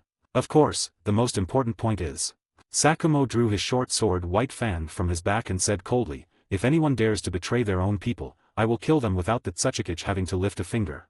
After saying that, Sakumo turned around, his cold gaze sweeping over the group of Konoha ninjas like an ice blade. "I've finished speaking. Who agrees? Who disagrees?" The Konoha ninjas fell silent, trembling with fear. After a long while, one of the Konoha ninjas, who was already unwilling to accept defeat, stepped forward and roared, "I agree. When I fought against Tsunagakure, it was Dr. Chiba who saved my life. I'll just repay him with this worthless life. And this old man. I also received help from Dr. Chiba, but I was unable to step forward immediately, for which I feel deeply ashamed. That kid Rope Tree took a knife for me on the battlefield before. I was disloyal. I didn't even have the guts to say a word of justice for him just now." With someone taking the lead, a steady stream of Konoha ninjas soon stepped forward. "I've had enough. My son is about the same age as them. Looking at them reminds me of my son. Even if I die, I, Lao Lu, would never do such a despicable thing as selling my child. Yes, we risk our lives on the battlefield so that the children in the village can grow up safely. This little kid is already on the battlefield at such a young age and has just earned merit. Who would be so heartless as to hand him over? I agree with Lord Sakumo. I agree. I'm going all in today." With each person stepping forward, Oniki's expression grew increasingly grim, while Sakumo's smile deepened. "Did you hear that, Lord Tsuchikage?" Sakumo turned around again, his short sword pointing at Oniki, and spoke with a burning gaze. "So, does Iwagakure intend to wage a full-scale war against Konoha?" Before Sakumo could finish speaking, the Konoha ninja behind him had already raised their weapons and roared in response. "Fight, fight, fight. Fight, fight, fight." The unanimous, triumphant voices of the Konoha members resounded through the clouds. "Chiba, it seems we don't have to die." Naoki, who had quietly circled behind Sakumo, hugged Chiba again, wiping his tears and snot all over Chiba's body. "Don't be so optimistic, Rope Tree." Chiba's expression remained solemn. Whether they could survive ultimately depended on whether this Tsuchikage had any shame. Chapter 27 Betraying Me. "You're doomed." In midair, Oniki's expression shifted between light and dark. He hadn't expected that Sakumo Hatate could unite hundreds of people in Konoha so quickly with just a few words. This junior's skill in managing people is just as adept as his. I should have known better than to give him a chance to speak. I should have just killed those three. Oniki said with some regret. However, there's nothing that can be done about it. After all, as the Kage of the village, he represents the face of Iwagakure and can't really do whatever he wants. Pat, pat. Just then, a series of hurried footsteps came from behind, followed by several shouts. Narashikaku is leading the support team. Uchiha Fugaku has led his troops to provide reinforcements. In the Konoha army formation, a ninja couldn't help but begin to doubt his ears. What the hell? Did I hear that right? Damn it, even the Uchiha clan is here, let's just go for it. The Konoha ninjas were spurred on, and they became even more motivated and spirited, as if they had been injected with chicken blood. What a fine Sakumo Hatate.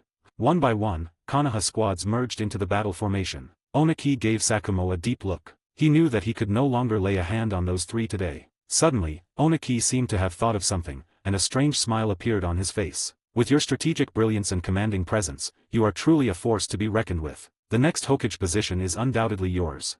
Oniki's loud exclamation, seemingly from the bottom of his heart, reached the ears of every Konoha ninja present. Page 25. Lord Tsuchikage, you flatter me. Sakumo is not worthy of such high praise. Upon hearing this, Hatate Sakumo's expression changed. Onoki was publicly praising him to death. Heh. Oniki chuckled, then changed the subject. You can protect them for a while, but can you protect them forever? I won't trouble you with things from now on, Lord Tsuchikage, Sakumo retorted sharply. Very good. Oniki nodded slowly, looking down at Sakumo and said, It is indeed beneath my dignity for me to personally participate today. Consider this a victory for you. However, I haven't lost either. Oniki said something meaningful, then slowly rose into the air, not even glancing at Chiba and the other two, and flew away into the distance without looking back. Lord Sakumo, how could I possibly live without you? Having survived the ordeal, Nawaka knelt down in front of Sakumo with a thud, hugged his leg, and cried, Get out of here, stop making a fool of yourself. Chiba pushed aside the conspicuous bag that was Nawaka, then bowed to Sakumo and said earnestly, Thank you, Lord Sakumo. If it weren't for you, we would probably be in danger today. Chiba's hands were still trembling. The tension and excitement of being between life and death were still tugging at his nerves. Oniki, I will remember this grudge, and I will repay it 100-fold in the future. Weakness is the original sin, and Chiba became even more determined to become stronger. He didn't want to experience that helplessness again. Haha. Sakumo patted Chiba on the shoulder and teased with a smile, No need to thank me, just consider it a favor you owe me, remember to pay it back later. At that moment, Shuomao had no idea that his joke would later become a self-fulfilling prophecy. Thanks to you so much today, Sakumo, Kasuke said, rubbing his aching back. You don't need to be so polite with me, Senior Kasuke. You even mentored me back then, Sakumo said with a smile. After a brief exchange, Sakumo warned with a serious expression, I can't stay here any longer. You must be careful. Oniki won't let this go, and he'll probably target you again. I understand, Lord Sakumo, Chiba replied solemnly. At this moment, a figure suddenly broke through the crowd, rushed in front of the group, and bowed to Chiba and the other two without saying a word. Sir, what are you doing? Get up. This was an elderly man with white hair and beard. Upon seeing this, Rope Tree quickly stepped forward to help him up. Children, I'm so sorry for making you go through that desperate situation. The old man was the same high-ranking commander who had said, fuck your mother, earlier. He grabbed Shinshu's hand and said with tears streaming down his face. But I had already knocked down another commander. We really didn't order you to be recalled. Someone must have acted on their own initiative and shamelessly did this kind of thing to save the dead. Wait, you knocked down another commander. Chiba stared in disbelief at the old man in front of him. Don't worry, after we defeat the IWA ninja here, I will definitely find a way to find him and deal with him as a traitor. I just hope you. The old man choked up as he said, I hope you won't blame Konoha. We can't let such a despicable person affect your good children's opinion of Konoha. Seeing the old man weeping bitterly, Chiba and Noeki exchanged glances. Their anger had indeed lessened somewhat, but Chiba still found it hard to have any goodwill towards Konoha. Southern Battlefield, Iwagakure Encampment. I'm going back to Iwagakure. I doubt Sakumo Hatake will stay here any longer. Once he's gone, you should launch a full-scale attack on Konoha. Oniki instructed his subordinates, put a bounty on those three. Whoever kills one will be rewarded with 1,000,000 taels of silver. If all three are captured alive and brought to Iwagakure, I will reward him with 10,000,000 taels of silver. Yes, Lord Tsuchikage. Sakumo came and went in a hurry, taking with him a portion of the Konoha squad that had come to bolster their morale. Chiba and the others did not leave. If they were to relocate rashly or follow Sakumo to the main battlefield, it might be even more dangerous. Therefore, Uchiha Fugaku volunteered to lead the team to stay behind and protect Chiba and the others. Kill. Slaughter all the Konoha bastards. You bastards from Iwagakure, die. As Sakumo had predicted, not long after he left, the Iwagakure forces launched a fierce attack on Konoha. Under pressure, even the ninjas from Konoha's command and communications department had no choice but to participate in the battle. Noeke, can you find out who sent you the message? Chiba asked in a low voice from the rear of the battlefield. There was another reason why he didn't leave. He wanted to deal with the bastard who had tricked them into coming here to die, so he wouldn't bother the old man. Chiba's moral values are very simple. He doesn't care about camps or positions. If anyone tries to harm him, he will kill them. It should be okay. After pondering for a moment, Rope Tree replied, that person contacted Flower Fruit Mountain through a special technique, and should still have some residual energy on him for a short time. Kill, kill, kill. The IWA ninja in front had broken through Konoha's formation and were roaring as they charged towards Chiba and the others behind them. Humph. Seeing this, Chiba snorted coldly and said, Kasuke-senpai and I will cover for you. You better find that person right now. Understand. Rope Tree responded, bit his finger until it bled, intending to summon his communication ape to pinpoint the person who had contacted him. Water release, water cannon technique. Chiba formed hand seals, and a cannonball formed from condensed rainwater whistled past, knocking away an attacking IWA ninja. Kasuke, who was standing to the side, was stunned. Earth release rock spear. A rock ninja formed hand seals, and 3 long spears made of rock suddenly pierced towards the 3 men. Water escape water formation wall. Chiba calmly changed his hand gestures, and a stream of water rose up, blocking all 3 incoming spears. Is it just my imagination? Why does this child's water escaping technique look so familiar? Kasuke fell into deep thought once again. The old man drew his long sword from his back, wincing in pain from his back, and blocked 2 IWA ninjas who were rushing towards the Rope Tree in an extremely contorted posture. Whoosh! Just as Chiba and the others were focused on the IWA ninja charging ahead, a shuriken came from behind them, shooting towards Chiba's back at an extremely concealed and tricky angle. Nani! Chiba broke out in a cold sweat. He instinctively dodged and narrowly avoided the vicious shuriken. Damn it, I was wondering why I was betrayed by my own people. Turns out there was a mole in the team. Chiba's face was extremely pale. If he hadn't been a master of concealed weapons and extremely sensitive to the trajectory of various concealed weapons, he might have been hit just now. Noeke, Kasuke-senpai, don't just look ahead, watch out behind you too. After Chiba gave a reminder, he looked at Noeke again. Have you found that guy, Noeke? Found it. On the other side, Rope Tree had already cancelled the summoning technique. He pointed to a spot not far away and said in a low voice with certainty, it's that big-bellied guy over there.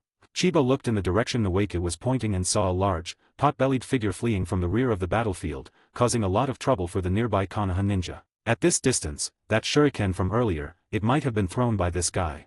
Chiba quickly made a judgment in his mind, and looking at the slightly disheveled figure, a cold smile appeared on his face. Very well, leave the rest to me. Gu Jie remained silent, pretending not to have heard anything. Noeki even took the initiative to remind him, be careful, Chiba, don't let anyone find a way to use it against you. I know. Chiba nodded slightly. He was already thinking about how to kill that guy without anyone noticing or leaving a trace. Chapter 28 Fugaku's Excessive Self-Discipline. With the help of Noeki and Kasuke, Chiba dealt with the attacking IWA ninja while subtly approaching the pot-bellied communications team member. This guy's panic doesn't seem faked. Could it be that he's not the mole, and this idiot has just been misled? After observing closely, Chiba's face showed a puzzled expression. There's a hidden weapon. Just as Chiba was pondering, a Konoha ninja in front of him suddenly shouted a reminder. The next instant, a poison sac suddenly landed among the crowd, hissing and releasing purple poison gas that enveloped the nearby Konoha ninja. Okay.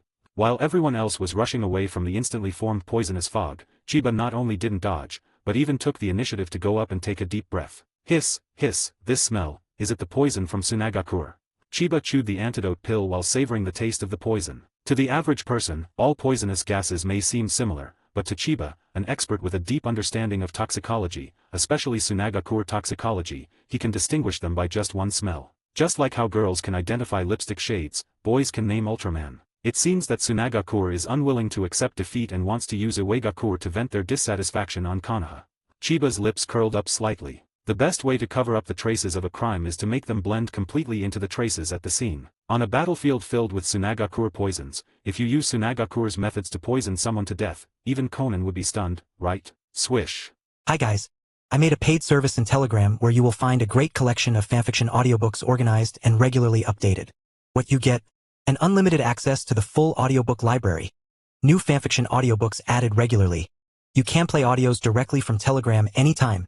Joining our service is available through a monthly subscription of $5. You can pay using PayPal or Ko-fi. So what are you waiting for? Send me a message on Telegram or Discord. I will provide the payment details. After the payment is confirmed, you will receive access to the private Telegram channel containing all audiobooks. If you enjoy fanfiction and prefer listening instead of reading, this library is made for you. Message me anytime to join.